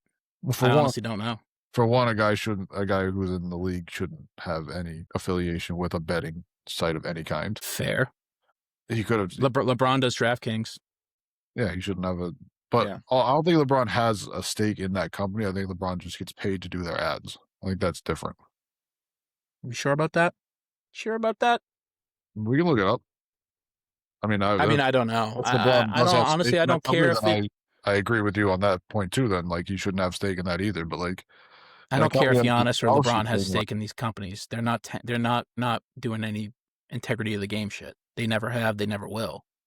It's more. Yeah. I think of it as just an integrity of society thing. I just hate. I just think Maybe they I just think shouldn't. These two should never. yeah, Yeah, mix, I think what I'm saying. maybe. Like, I think it's more of selling your soul to like evil gambling sites. Is bad. Well, it's like- that's what Tyrann Lue was doing. Calcium, not to cut the bag for the big sports books like MGM and DraftKings or FanDuel, but Calci and Polymarket, one of the Trump sons is like the Trumps are heavily invested in these things. They're very kind of grifty almost. You can't kind of get through lines and how the market's way is really like whoever has the most money. It's very much like there's something fishy going on there where it's supposed to be like consensus opinion is the thing that's this like decides markets, but it feels like maybe not so much. Maybe the people up top kind of influence it a little bit. Whereas DraftKings and those, I feel like those are federally a little bit more regulated in terms of how they operate and how the money's moving. So if anything, I'm going to ding them on that. Calci and Polymarket, anything, if you're associated with anything with the Trumps, probably not great. For great luck, at least. Maybe you'll get rich off it. Yeah. Well, that's what I'm saying. Like, he could easily like just He could it's like insider trading for like fucking betting. It's like what Terry Rozier was doing. It's like, hey, you can bet on what color fucking undershirt Giannis is gonna wear tonight, and like they'll give him the fucking odds, and then whatever one fucking makes them more money, he just chooses that one. So like that's Yeah. where get out of the fucking gambling, all that shit. Like, Well, you can't do that on FanDuel. You can't. You're conflating the but two. I with don't think you Kalshi, can do that. but with Kalshi you can, and that's what he's Right. associated with. Is what I'm saying. Like, you cannot Right. have a stake in this company and like be something that gets bet on. Fair. Pretty But sure how far do you want to extend that? Do you want to extend that to the FanDuel? Like, he has an influence on how many points he scores in the game too. Yeah, but he doesn't have a stake in that company though. Okay, fine. And like we're Fine. looking at what happened with Terry Rozier, where it's like even if like your friends are gambling on that, then you're gonna be extradited by like the FBI and everything. So like you said, that's federally. It's not federally regulated, but it's much more like heavily watched, and Yeah. you can't famously bet on that stupid shit that is easily fixable, like the what color wristband. We might be being ridiculous, but the stuff that's easily fixable, the stuff on the margins, not like the direct stat lines, like how many points is it going to score in the game. You know, that's a little bit different. But those things are so much more easily fixable than that, than even the wristband, though. What? Like points in a game is like even more easily fixable. No, it's not. Not for Giannis. I mean, look at Terry. Look at Terry. Like he came in and said, "All right, my foot hurts." After Terry Rozier is not Giannis. Stop. what's to stop Giannis from doing that too? Though that's what I'm saying. Like His Hall of Fame career, the fact that he's like averaged 30 points per game for the rest of his career. Rose might be the best baseball player ever played. And he did it. So you're pro no gambling affiliation with any sport. Gambling's fine, but just don't have stake in this company. Like, don't players shouldn't be betting on sports and shit like that. Like, that's all that I want. Nobody said he's gambling. Well, I'm saying if you have a stake in this company, then you have a betting interest in this company now because like you have a stake in this company. So like, what's to stop you from doing this stuff? If you get caught, it's the death penalty. Like, I don't think Giannis would risk his entire reputation on fixing his fucking anything. Giannis, I'm not saying that he's for doing one, it. has never given me a reason to believe he would do that. Two, there's regulations to stop him from doing that. And Yeah, three, like, regulations doesn't stop anybody from doing anything. Like they're there, but it doesn't stop people from doing it. You're being ridiculous. Like you just shouldn't have an affiliation with a betting company if you're a professional player. That's fine, but that's not how it's gonna work, especially with the big draft companies. Kalshi and Polymarket, you might have a case there because of the exact reasons that you can easily manipulate shit there. It's a lot less guarded and regulated. There's a lot wider of a selection of stuff to fix that would be harder to track than points per game, assists. Like, we talk about Terry Rozier fixing the game. He got caught because he was fixing the game. I don't think Giannis would, like, he's an example of what not to do and how the system actually works in theory. Giannis, different bird altogether. He's not going to fix anything for Kalshi, let alone for DraftKings or whatever. LeBron's not fixing things for DraftKings. LeBron doesn't have a stake in DraftKings, though. LeBron just gets paid to do that. You're stuck on that. First of all, we don't know if that's true. And two, he's obviously their number one spokesperson. Yeah, he does have a stake. Because DraftKings is a partner with the NBA. So, like, they're going to put their number one guy out in front, like their most marketable player out front. But that's his reputation is what's at stake. He is invested, not financially, but he is invested in DraftKings success because he is directly related. It's his reputation that's on the line for the company. So he does have a type of investment in there. It's different than a financial one, but I don't think Giannis is hurting for money. I'm not saying Giannis was in there for money, but it's like, if you're going to let Giannis do it, then what's to stop like a bench player from doing it? And like, hey, like Texas boy, like, oh, I found out Giannis is going to be fucking wearing his Giannis 3s tonight instead of his Giannis 4s. Like, bet on that on fucking Kalshi so that I can make some extra money and get some kickback. Like, if you're gonna let one guy do it, you have to let all those guys do it, and then you have me on banning Kalshi and stuff. That you're not. I'm with you on that. I don't want to ban DraftKings and all that. I just don't want these players to have a financial stake in these companies. Like, that's all I want. You can be a spokesperson, you can do ads for me, you can do all that. Don't have actual stake like contracts with these companies. But that's a little foolish to me because one, you can't control what people do with their money, let alone their reputation and their investment in time. Like, which is what they're giving them. So where do you draw the line? So they can't invest in DraftKings because it could fuck with the integrity of the game? Can they Yes, invest that's in why like I'd beer love that. companies because No, I invest in the then draft because that's the integrity of the game. That's exactly okay, what it is. That's all it is. can they invest in Spalding like to make the ball or Wilson or Yeah. whatever? Like where do we draw the line of where people can invest privately their own money? It's also That's part of an their immediate contract. a non-starter for anybody. It's also part of their contracts that they can't use these betting companies anyways. Right. So there's They can't even systems bet in on place to football. stop this from happening. Like NBA players can't even bet on football. Like they can't even go on DraftKings and bet on NFL games. Sure. So like why are we gonna let them have stake in this company? Because it's a smart financial investment for them. Why would you stop them from doing it if there's safeguards in place? Well, these safeguards obviously don't work. You still have players that are getting fucking investigated by the FBI, and now all the betting companies are like, "What the fuck's going on here?" Some would say that is how it is It is working Jacob, please because be these the players are caught. fucking voice of reason in this, so that me and fucking the guy who's way smarter than me fucking stop arguing about this shit because I'm gonna lose. Well, I mean, it's just funny because I brought it to the sheet for a completely different reason. I'm just disappointed in the goats for just sound like because they don't need this money, like you're saying, and they're just like I think they're just adding to a problem in this country. So that's why I was saying it. I didn't even talk about the integrity. I wasn't even thinking about the integrity of the game. I just kind of hate the trajectory of the gambling in the country and all these people are just taking massive bags to promote it. To the youth. That's honestly why I was against it. But I do see the stake thing. I'm just really getting icked out by gambling in general this year, and just with how it's growing and kind of controlling sports now. I kind of just hate it. So much money moved for the Super Bowl alone, and props and stuff. I forget the figure out. What's his name? Maybe not. Maybe Adam Schefter. I'll say it was like a jaw-dropping amount of money that moved. But I guarantee it wasn't that much different than like 10 years ago when gambling was illegal nowhere. Like I guarantee there was ways to track money that was moving. But it's not as accessible to kids. Gambling is not illegal for kids. Like where's gambling legal for kids? Like how easy is it for a less than 18-year-old to gamble? I don't know. I mean college kids. That's what I mean by kids. I just mean the young adults.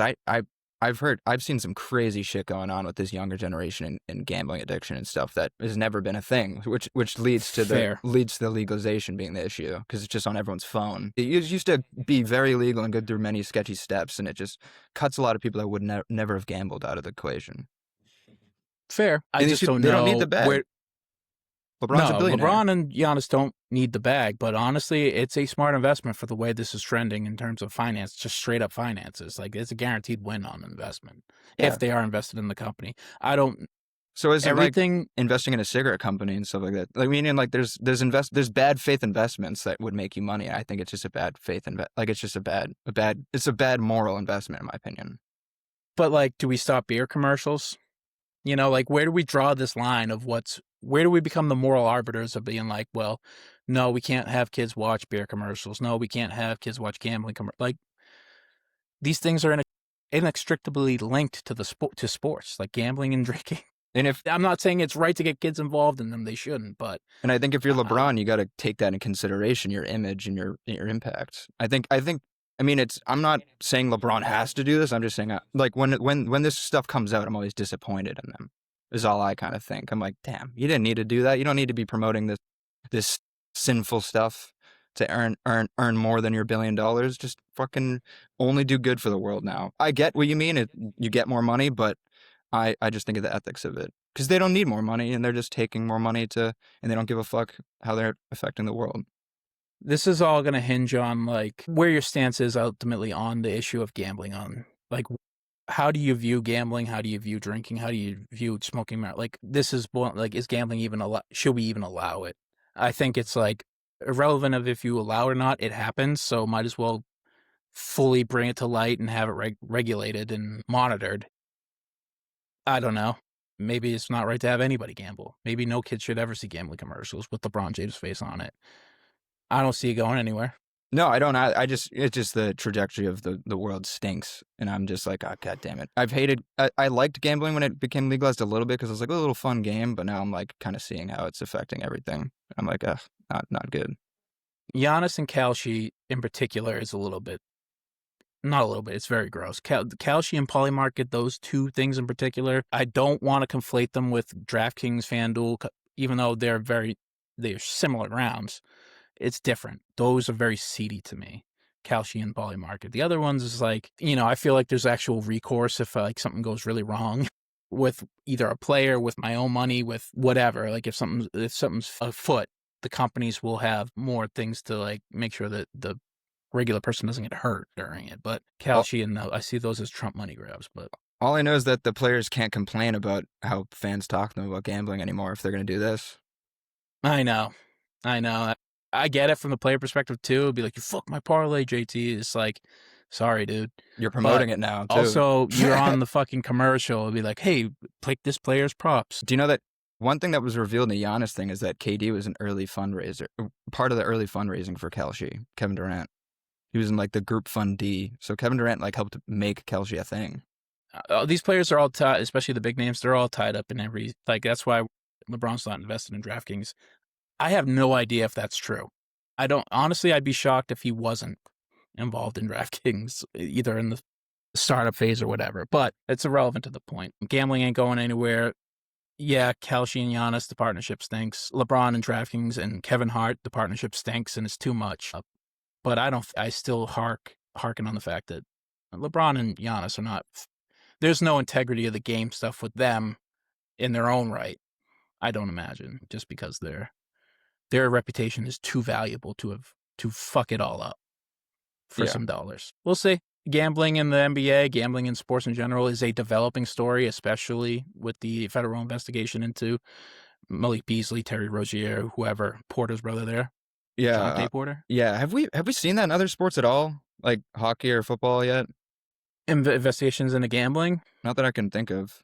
Football has so many people, I feel like. I mean, baseball's obvious, Shohei, but that was clearly a $1 million buy off. Well, there's a superstar that might get actually fucked is Clase.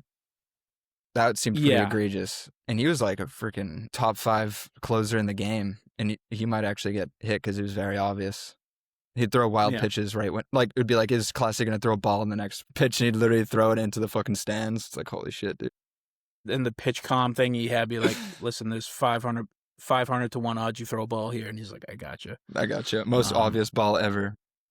Way outside. Class A, what was he aiming at? Steve, are you with us or are you gone?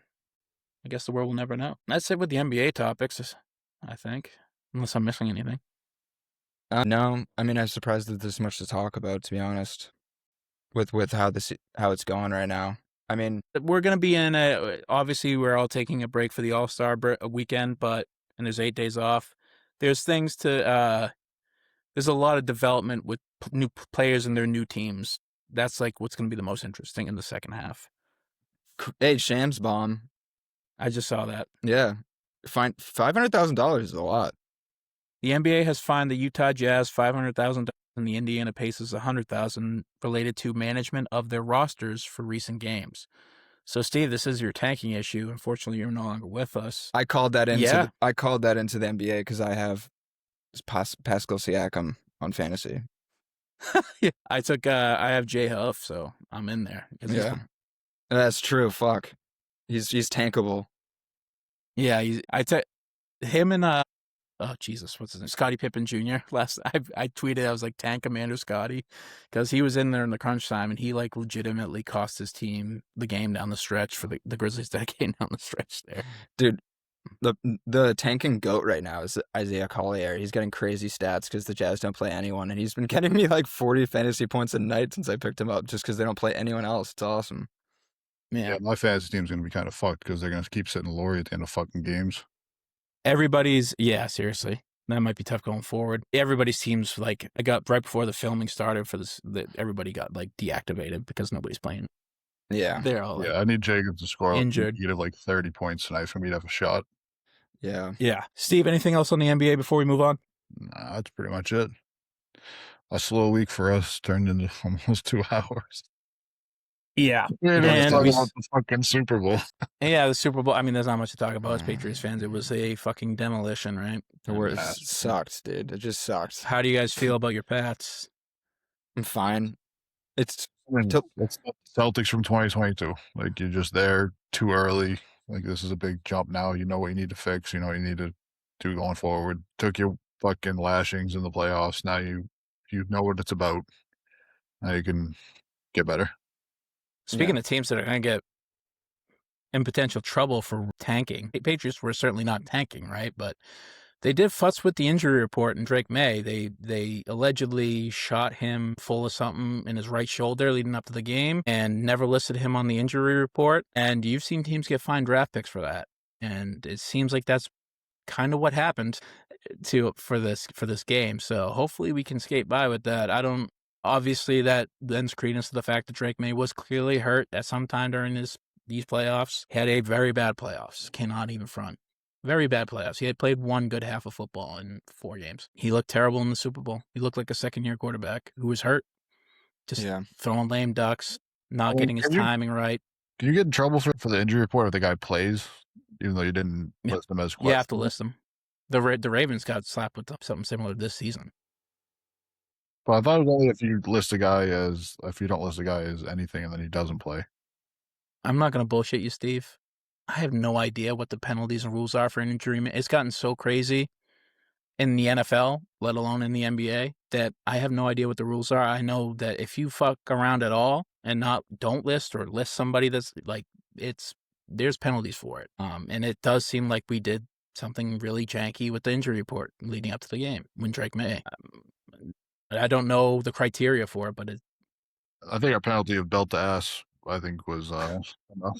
Yeah, we got penalized for sure. Well, if it's belt to ass and like a second round pick, then it's a real fucking tough L. Yeah, let's just hope not for that, huh? Yeah, for real. Gonzo was great. Gonzalez his stock has never been higher. If we don't give him like a 10-year deal, he might be fucking top 3 corners in the league. He might be. I tell you what, he was the best player on that field that night. Dude, it wasn't close. That one deflection he had was fucking insane. The one where he's jumping back and like just barely, that was insane. It was like he saved 2 touchdowns from happening, essentially. Yeah. Like he literally stopped this game from being like a 50-14 blowout. With perfectly timed jumps. Like it was just perfectly timed each time. I mean, and the fact that he was getting these deflections and pass breakups is even more impressive when you realize that we didn't put any pressure on like Darnold like all fucking night. So like Darnold was just sitting there like figuring out a way to get the ball to whoever he wants, and fucking Gonzo was still with him that entire time. I actually disagree. I thought the pressure was pretty good. It was the best I've seen in the playoffs. Maybe, I mean, with that Patriots D line. We were watching the other. I think it's because we were watching the other side. I think that skewed it. Yeah, the pressure was getting home. It's just that Darnold honestly played very well. Like his pocket presence was fantastic. He was able to squirm out of a few of like arm tackles, position. It was like Brady-esque, like the sixth sense that quarterbacks really need to have of where to position themselves, where the pressure's coming from. He did a really good job. He won't show up on the stat sheet, and he threw some balls that were for sure interceptions that we just dropped, but he did enough to win the game. Pocket presence. That was the veteran difference on that one, was the pocket presence. Whereas Drake May has like 0 pocket presence sometimes. It's great. Like sometimes Mac Jones, the thing with him is that when the pressure was coming and he felt the heat, it was just immediate like turtle. Like either just tuck it and turtle or sack was coming. Drake, he's still looking down the field a lot. I have a feeling when the pressure's coming and he can't really feel it and the ball's just getting swatted out of his hand. And that's why he like owns the record for quarterback fumbles in like the league in playoffs. I mean, granted, like the offensive line didn't help him out much either. No. Pressures in the Super Bowl is brutal. No, and he's hurt. So I'm going to give him that grace. The left side of the line was so bad all year. His blind side. He needs some real heavy retooling. And when a quarterback cannot trust his line, he fucks up everything. And it's crazy how good he's been this season. Like, the most accurate quarterback in like NFL history, especially for his age. No. It's important. 73% complete passing percentage. Like, that's unreal. It's important to just remember preseason expectations too. Yeah, and that's the thing, is that we probably shouldn't have been in that game. Yeah, it's Tom money. That's what I was thinking. The whole time that we were in that game, I was like, look, we're here. See what happens. If it goes well, great. If it doesn't, well. Certainly didn't go well. At least we got a hell of a fucking halftime show. Dude, to see that year, we were all like, everyone would be like, I think the Pats are going to make the playoffs. And we're like, we can see it.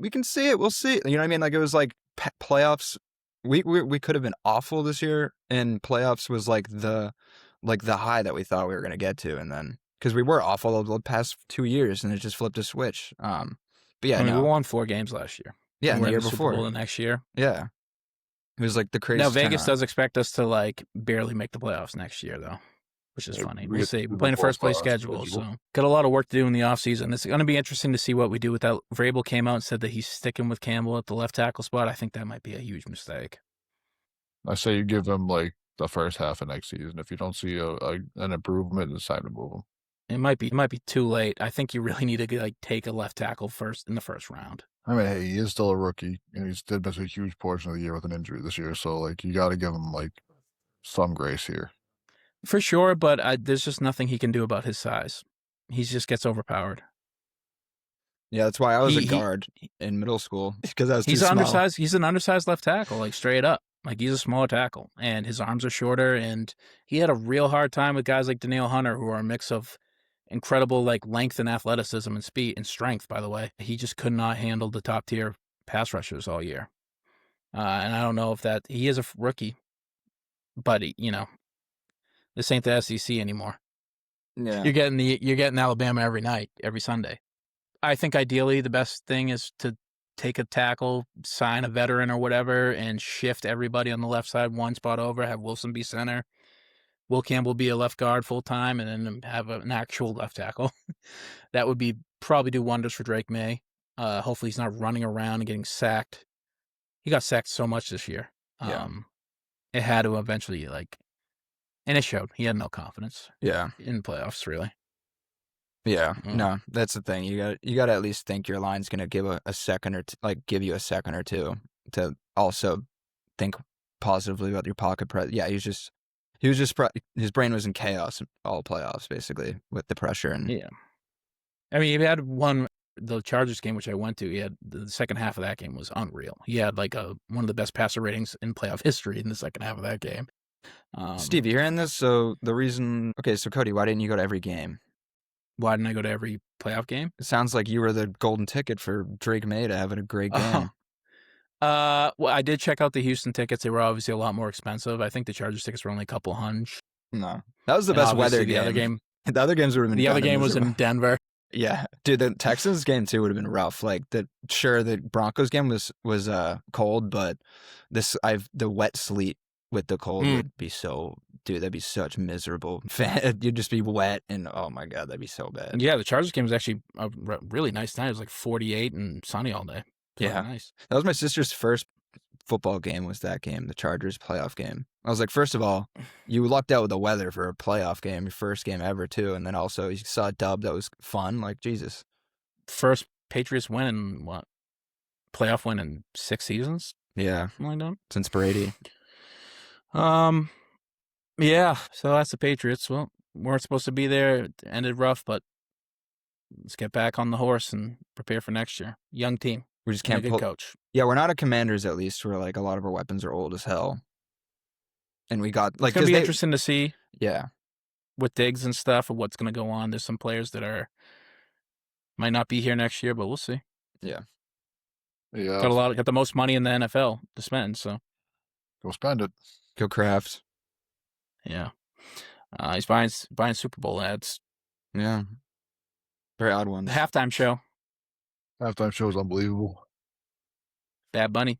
Had so much fun watching that halftime I show. loved it. Everybody hated it. Everybody hated it. Well, the usual suspects hated it, which was I mean, the scripts Everybody are in my house the scripts are besides me written and Cam. before. Like they had the tweets already written. Like it was just you knew it was just be annoying. Like I just was ready for it. I was like, all right, this is gonna be very negative. Even though I bet it's gonna be not a negative show, and exactly what it was. It was a fun time, but I was gonna. it was an awesome show. And I don't speak Spanish. I speak a very basic understanding of Spanish. Took a college course, and I know a lot of his songs because they're on my gym playlist, so I can recite them. I don't know what he's saying.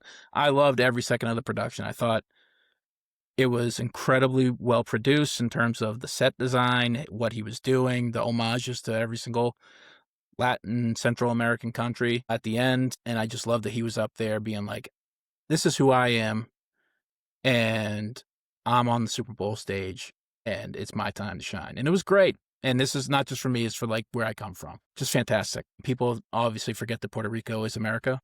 Yeah, for like since like for a while, like 70, like a lot of It's the been 50. since yeah, ridiculous. It's been forever. For everybody who watched the Super Bowl halftime, it's been a part of the United States for their entire lives. I also just don't think people throwing such a fit. I feel like no one was mentioning the fact that there's this like obviously also a play to go global by the like obviously it's a 51st state like you're saying, but like the NFL is obviously trying to go global. They literally have games in Europe, and now they're gonna have it in Mexico, or they did have it in Mexico, right? They have them in Mexico City every year, and I think they're expanding to Sao Paulo and stuff. Like they're going to Brazil. All like the right wingers are getting so mad. Like, did they even like acknowledge the fact that it was obviously like Goodell being like it was the NFL like planning this obviously, and then they such a success for them too. I saw crazy watch parties in Latin countries. Like it's obviously the NFL got what they wanted, and all these people that like hold the NFL dear to their heart for some reason can't.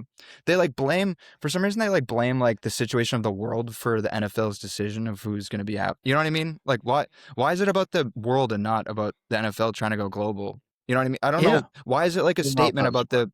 Yeah, I know. I don't think that far ahead. They're just like, oh, that guy doesn't look like me. He doesn't talk like me. I don't like that. Why did they do that? Like, speak English. Then they think, God damn it, they think it's like voted on or something too. Like, fucking Roger Goodell just chose this. What are you talking about? Don't you love Roger Goodell? It's so funny to see all the tweets from people complaining about the Super Bowl halftime show that also tweeted that they weren't going to watch the Super Bowl halftime show. Yeah, it's like fucking performative. Like, dude, you didn't understand it. You're a dumb fucking bigot. Like, get the fuck out of here. Like, nobody cares about you. I love that it was two things. One, I love that it was a celebration by Bad Bunny, and the fact that it's like Central America, Hispanic people, we're here, and we're on the biggest stage in the country that, you know, has a real tawdry relationship with us and has not really ever treated us right. So I love that there was a celebration of like Bad Bunny and his career and Latin music and all that, and a celebration of the history. That was great. It was incredibly produced, a great show. I really hope it goes like that from here on out. I also just love the fact that there was so many people that just were fucking pissed because of who Bad Bunny is, who's a fucking Hispanic man, American man. He is proudly who he is, and that's a part of our country. And as much as you hate that, you're gonna have to accept it, because at least for these 30 minutes, and that was great. I like that it was a lot of like fighting back like against all that shit with love and everything like that, and like having a football at the end that said "We Are America," like the sign in the background, this is fight with love, not with hate, or something like that, like on the Jumbotron, like, and like him like shouting out all the countries like you said, and like the USA, and like it was like, he started off the list of countries, by the way, with the United States. Yeah, and he had the flag front and center too. Yeah. And like it was because he's from the United States. He's from, like, I think he's from New York or something like that. Like it's no, he's from Puerto Rico, but that's the United States. I thought I saw something that he lived in New York, but maybe that was probably. I know he has family in there. That's like the whole Titi Mi Pregunto is about talking to his aunt in a club in New York or something like that. Yeah, it's it was a wonder. It was a great performance. Like the people that got married in there actually got married. Like that was an actual marriage. Yeah, that was cool. Like, I guess they sent him like an invite to their wedding, and like he was like, I got a better idea. Why don't you come get married in fucking San Francisco? Dude, he made those two people's lives. Like, oh yeah, that's fucking awesome. Those motherfuckers could never get divorced. Like I'm all for like, hey, make your own choices. Like, hey, do what makes you happy. No, fuck you. You have to be married forever now. Like I don't care. Like 150 million of us watched you get married. Like you gotta stay married. Yeah. Make that shit for us. What would Kid Rock's Turning Point USA marriage be like? Two cousins, folks. Yeah, I didn't watch that. That looks sad. I saw some that was like it looked hilarious too. It was like my gun. He like quit. Yeah, he like quit on the. He quit halfway through. He's like, all right, well. Yeah, they started to say there was like 5 million people watching it or something like that, and then people were like tuned in, just looking at the chat, and the chat like does not move. Like that many people were watching. Yeah, it was a shitty show. First of all, it was pre-recorded, I think, wasn't it? And by the way, your headline is Kid Rock, who has like one okay song from 30 years ago. He also has a fucking song about statutory rape. I saw that. That came out this week too. Some call it statutory. I call it mandatory. It's like, oh, buddy, you did pick the right political affiliation, folks. I know. A fucking mess. But that halftime show and like him climbing up the electrical post, then like Yep. and like the explosion at the top or whatever, and like that was like signifying all the rolling blackouts that go through Puerto Rico and how bad Yeah. their grid. Everything means something. Like that. There hasn't been a Super Bowl production in a long time that I feel like I'm still gonna do this. I'm gonna go back and rewatch that and like have a detailed break because everything sort of means something subliminally important, not so subliminally, right in your face directly. And it's just a great homage, and it was fantastic. Actually, the whole Super Bowl was fantastically produced. It was Peacock, I imagine, NBC. Yeah. Great job. When Charlie Puth was singing the national anthem, and it was a one shot on at the end of the national anthem, like home of the brave and it just immediate like up and pano to the fucking the fucking planes flying over. It's like that's like movie production shit right there. Whoever that cameraman was, whoever put that production together, deserves a fucking like Grammy or whatever. Not Grammy. What's the TV one? Golden Globe or Emmy. Emmy. Bingo. Yeah. I mean, I'm gonna be honest with you. I missed the first like 5 minutes of the game, like the first 5 like game minutes of it, because we didn't realize that we didn't have NBC at the house. I was at my parents' house, so then I had to like figure out how the fuck to get NBC on their fucking TV. So I had to like Peacock, bro. through fucking Hulu, and then they don't have cable. They cut all the cords and everything, so like there's no place to sign in for Peacock. So I had to like go get Hulu Live or something like that to like get the NBC shit. And like it was like 3-0 when it started. I was like, oh fuck. Just send them to turningpointusa.com. Ugh, gross. Got a great halftime show for you. Yeah, that's the Super Bowl for you. Hopefully we'll be back next year doing it all again. Movie time. Movie time. Fucking 28.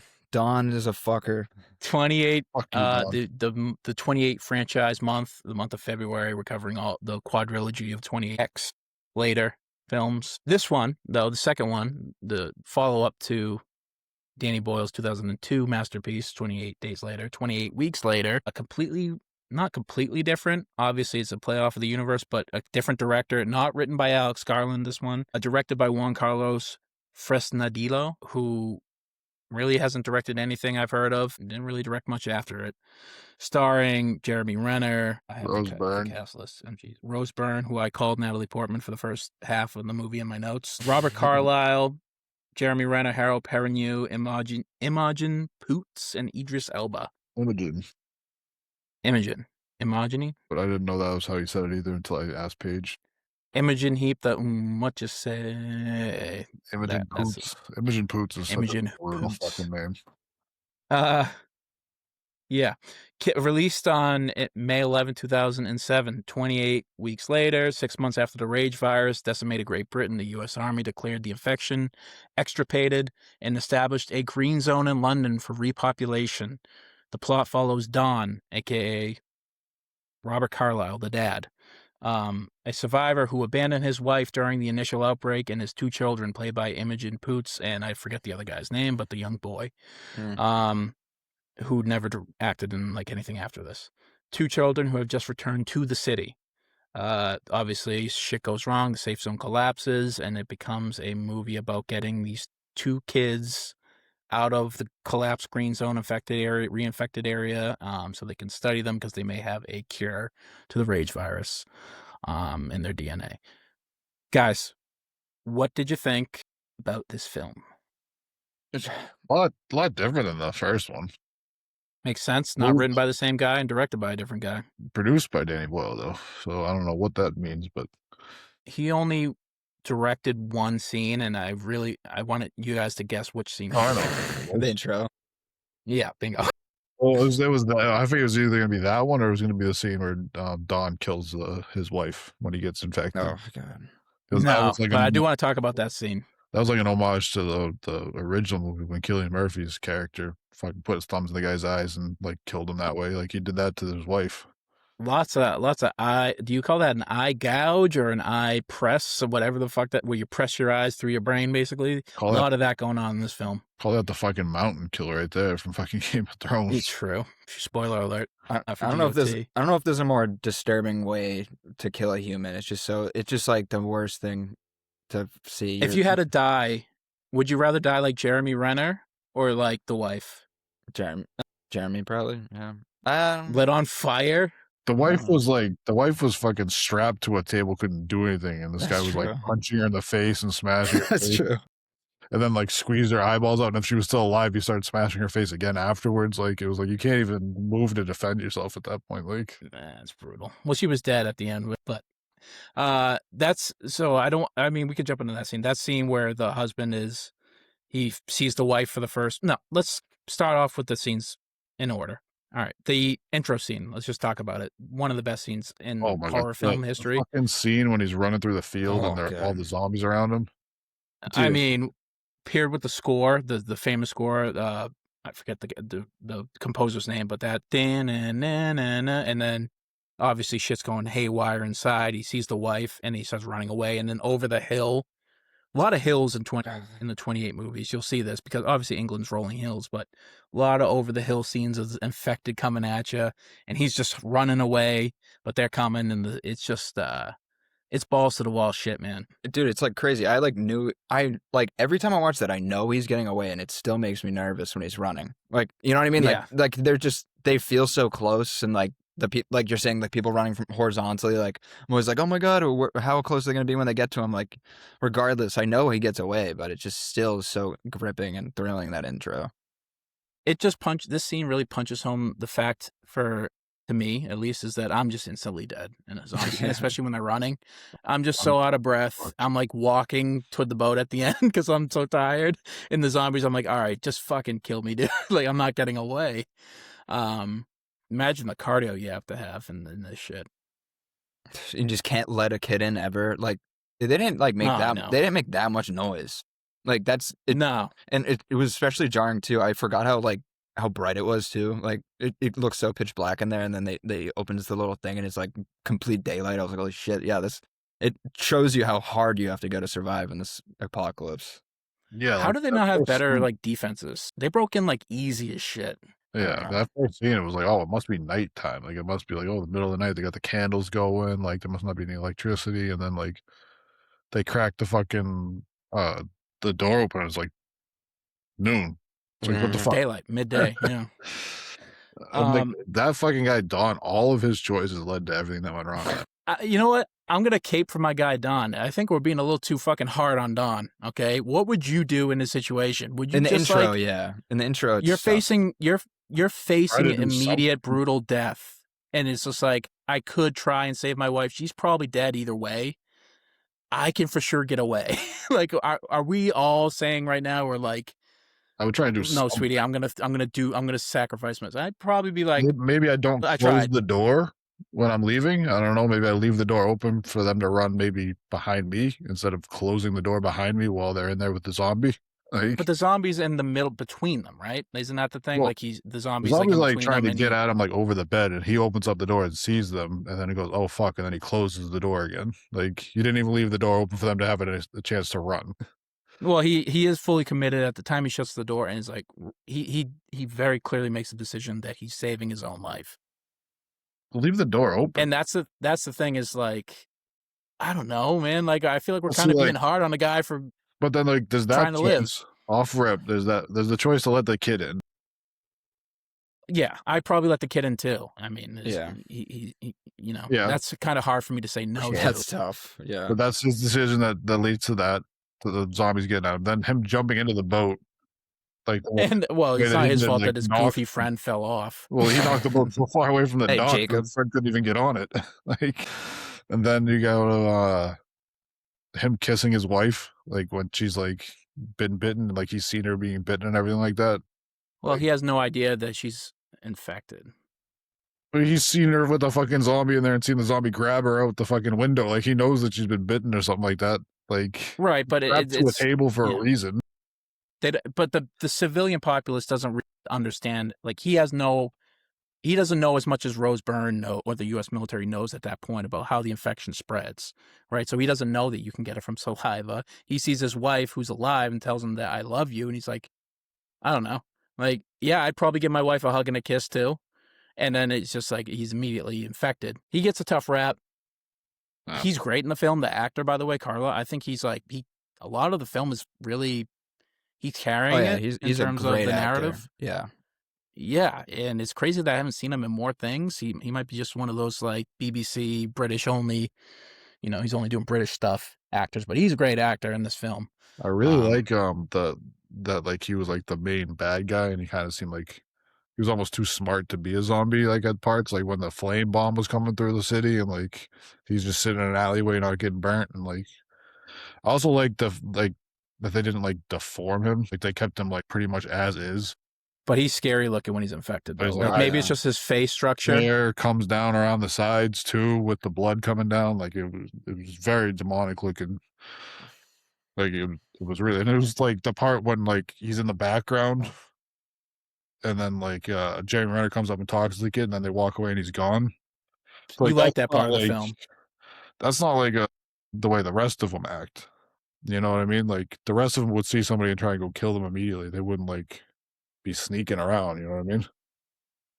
I kind of want to leave this a bit because you'll see it in other films. What sort of the rage virus gets more fleshed out, of course, in the next two films. Obviously, what it does to the people, what it is actually. So I don't want to spoil anything for that, but I will say that I kind of hate it. This movie is like very clearly delineated into two halves for me. The first half being like exceptionally well done, and then the second half where it's like one zombie is like it's like kind of a haunted house thriller. Like there's a serial killer like stalking people. It's like, what kind of film are we in here? Are we in like a zombie apocalypse? Everything's going to fucking shit, or is it like our dad zombie is going to kill everybody? And that's where I think it sort of falls apart at the end.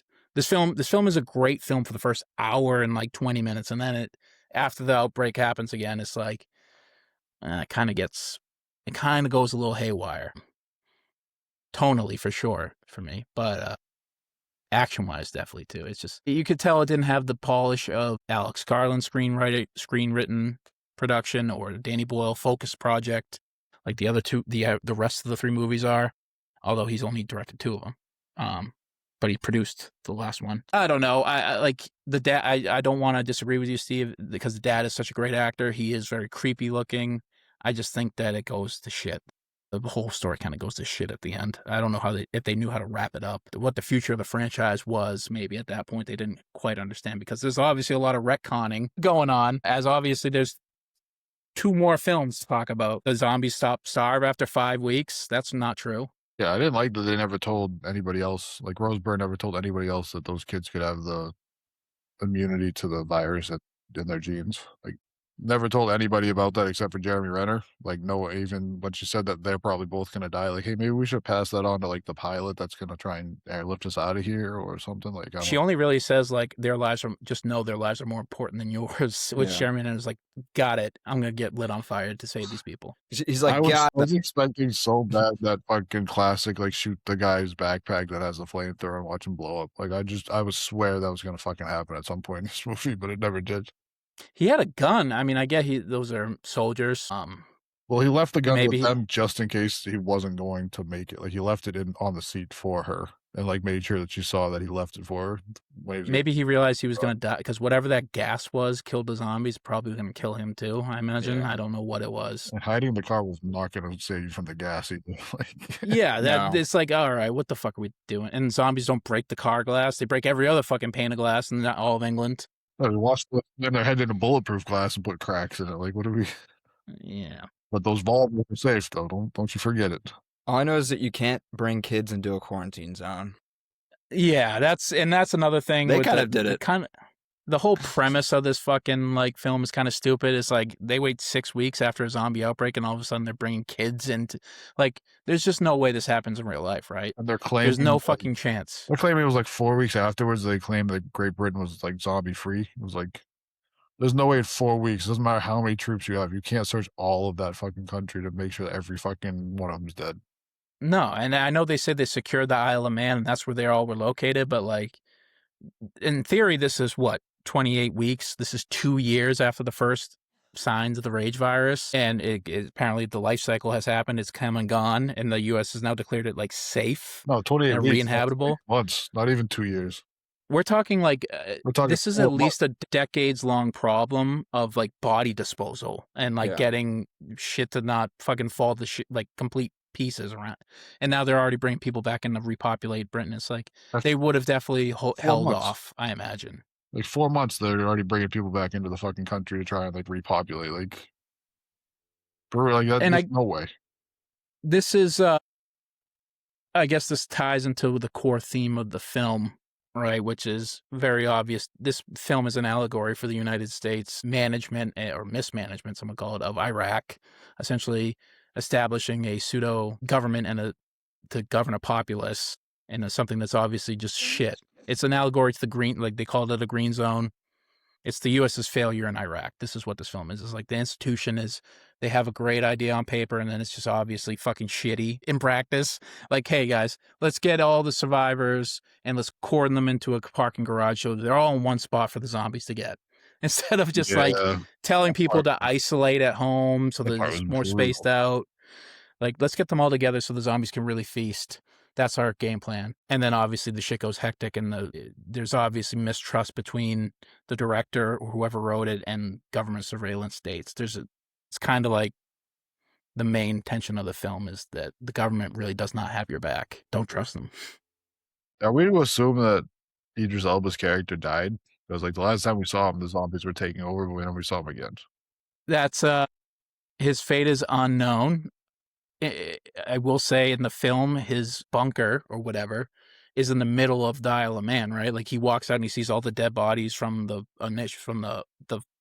husband, Don, whatever his name is, infecting them. And he's just safe, but they throw daisy cutters throughout the entire island that immolates the whole city, and you never hear from him again. So in theory, he's either dead to explosion. There's 3 ways to look at it. He died in the explosion, he died by zombie, or one, he's waiting for the flames to die down before he comes out and gets rescued by the rest of the U.S. government. Either way, his fate's unknown. I mean, the weirdest part about it is that they made him American. So I was going to say, that's the funniest casting I think I've ever seen in a fucking movie. We're going to have a movie in Britain with a British actor, and we're going to make him fucking American. I mean, Rose Byrne is Australian. I know that's not British, but British accent pretty easily. I was thinking that too while I was watching. Also, her performance kind of sucked. I like Rose Byrne. She was very like, it's kind of, you're mailing it in, I think. Yeah. And then they just kind of write her off, like she gets bashed to death by Don. I mean, she's a main character, and I can't think of like one like good moment, like acting moment, really. No, she's very monotonous the whole way through. Yeah. Jeremy Renner's given Jeremy Renner. Like, this is obviously like right before he gets huge with Hurt Locker. This is pre-MCU stuff.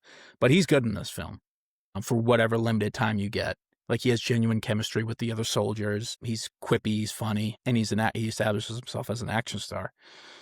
Other than that, it was kind of, I didn't really like feel like anything out of her performance. There was a lot of just yelling. So even some of her yelling was kind of like, wasn't really believable. Nah. But like that whole final scene, like when like they're in the subway and she's got the only one with the light. Stupid. And like she's screaming at him to stop. It's like, no, you can just tell him to stop. You don't have to scream. Like, they're not gonna die. Like, it's just there's a dead body there. I know, like, you don't want him to step on it, but like you don't need to scream, stop. You're like, hey, all right, stop, go left. Like, it could have easily been communicated that way. Yeah, Don. No wonder Don found him. And then, like, they fall down the thing, and it's like, all right, they fell. And, like, you just scream for, like, fucking 5 minutes for them. It's like, well, at some point, one of these kids would have yelled back. Like, that doesn't make any fucking sense that they were just like, oh, all of a sudden, are they deaf that they can't hear you in a subway screaming? Like, an empty subway that echoes when you're screaming, and they're just like, yeah, we're just not going to answer you. I don't. I do want to circle back to the scene. I will give Juan Carlos his props directing. That scene between the husband and the wife is one of the better scenes in the film, whereas it's brutal. It's a brutal death, like murder scene. He's like fully and ravished by the rage virus. He's pounding on the wife's face with his fist. He like sticks his thumbs in her eyes, and it lasts as on that picture of him doing that with the blood spurting out for like a minute too long almost. It makes you sit through a fucking brutal death. And I was like, that's an interesting artistic choice. Like, we get it. We got it like 5 minutes ago. He's killing his wife because he's a zombie now. But you sit through it, and it's ugly, but it's a good choice for the film, I think. And then one other film scene, for as shitty of a plot point as it is, when they're all huddled in the parking garage, the shaky camera-ness of it when the zombies break in, you can't tell who's infected, what's going on. That entire 15-minute span up to the point and through where Jeremy Renner's abandoned his post from shooting the zombies, it's fucking frenetic, hectic, and it really does capture the energy of the scene, of where the film is at right there. It's fucking everything's gone to shit, and you feel it in the film because of the way it's shot. The flashlights going everywhere, and it's almost flashing strobe lights, almost the way that they're flashing around, and it's exactly what it would be like. The chatter on the radios is what the fuck? What are we doing? What the fuck? It's great stuff. The one scene where the kids were sitting there, and the fucking soldier's like, "Oh, I'll come right back. I'll be right back for you." And then he turns around, walks out the fucking door. It played out like a fucking video game. That's something like Halo, where it's "Oh yeah, we'll be right back," and then the Covenant come and kill the guy, and you see his blood splatter against the fucking window. Another shitty plot flaw is you have a infected person and you station one guard outside the fucking door. It's what are we doing, guys? Yeah, it's the ham-fisted distrust in the United States military complex, and trust in them is we get it. It's come from people that don't trust him either. Yeah, but this is I guess it's more of a film of its time, because this is 2007. We're still there in Iraq. It's still this is not. We're right in the prime of it. Well, about 6 years ago, this film would have played great too, because we've been distrusting the government about fucking taking care of the pandemic and everything. Oh, yeah. Everything sort of aged kind of weirdly. The only thing that has aged like fine wine in terms of pandemic stuff is the film fucking Contagion. Contagion. Yeah. That's a scary That film was fuck. That is real. That is almost a documentary. Obviously the virus is a lot more deadly. I know you guys have seen this movie before, but the first time you guys watched it, did you guys think that the wife was trying to infect the guy at first? I almost got that feeling the first time I watched it, the way she looked at him after she kissed him. I almost got. I think I felt that a little bit too. Yeah. I was oh, is she a smart zombie or something like that, trying to infect him to start the fucking revolution from the inside, basically? And then about 30 seconds later, he's bashing her head in like a fucking a guy trying to fucking an animal smash a coconut or something like that. And I was oh, maybe that was not the plan then. I don't think she put in. I think we're attaching a little too much of our prior knowledge. Obviously, the scene was set up from the jump. The minute she got back into the scene, she's gonna have a moment of reunite. Yeah, to be reunited with her husband. And obviously, there's been no zombies up until then, so it's when are we gonna get them? It's probably gonna be that. The film is really pointing you towards that the whole time. I don't think she thought that, because how could she know? No. Obviously, as we saw it play out, it's obviously that wasn't what happened or what she was thinking. But at the time, I was she forgave him pretty easy for abandoning her. Maybe she got it. That's why I'm saying we were all too hard on Dawn. She still has 2 kids out there, and maybe she realized that, or maybe she realizes that if he can get away, the kids may still have a father in this life. I don't know. I tend to take a more emotional view of it. Did I miss something with Dawn and why he had access to everything? He was in charge of shit. He's a facilities tech or whatever. That might have been his job pre-pandemic. Oh, okay. Because I was I don't know if I missed something, because then all of a sudden he's I have access to everything, and he's just walking around the security labs with all the military people when he's not. Maybe he was was he a janitor? I don't know. I think he might have been a janitor. Oh. I don't know. That's also it's also would be classic of you to talk up your job to your kids like that. He might just be a janitor with all the keys, and he's I'm actually a manager of operations. I run the whole place. Great stuff by Don, by Rob. What's his name? Robert Carlyle. Yeah, he really carried this film. That's really it. Anything else on the film? Oh, we got to rate it. We didn't rate the last one, by the way. I gave a 4-star. 28 Days Later, 4 out of 5 stars. 28 this days one, later, I'd probably give it 2. 28 Days Later? Yeah. Weeks. Give it 2 out of 5 stars? You mean weeks, right? No, Steve, I'm talking. We didn't rate the last 28 Days Later, the one from last week. Yeah, that's the one I was going to give 2 stars, probably. Wow. Maybe 2 stars. You didn't like it? It was good. It never really gripped me the whole movie, though. We all it was. Cillian Murphy's great. He was just naked for shits and giggles for half the movie, which is great. We never complain about that. But Okay, well, we can go back and read the reviews, see why Steve hated that film. I guess I loved it. Jacob, what did you give 28 Days Later? I'd probably go 3.5, and then this one would be a 2. 2, okay, 2 for 28 Weeks Later. Steve, what did you give 28 Weeks Later? Probably give it like a 2.5. I kind of want to give it a 2.5 too. Part of me really wants to bump it up to a 3. I think that first hour and 20 is really good. Yeah. Really good stuff.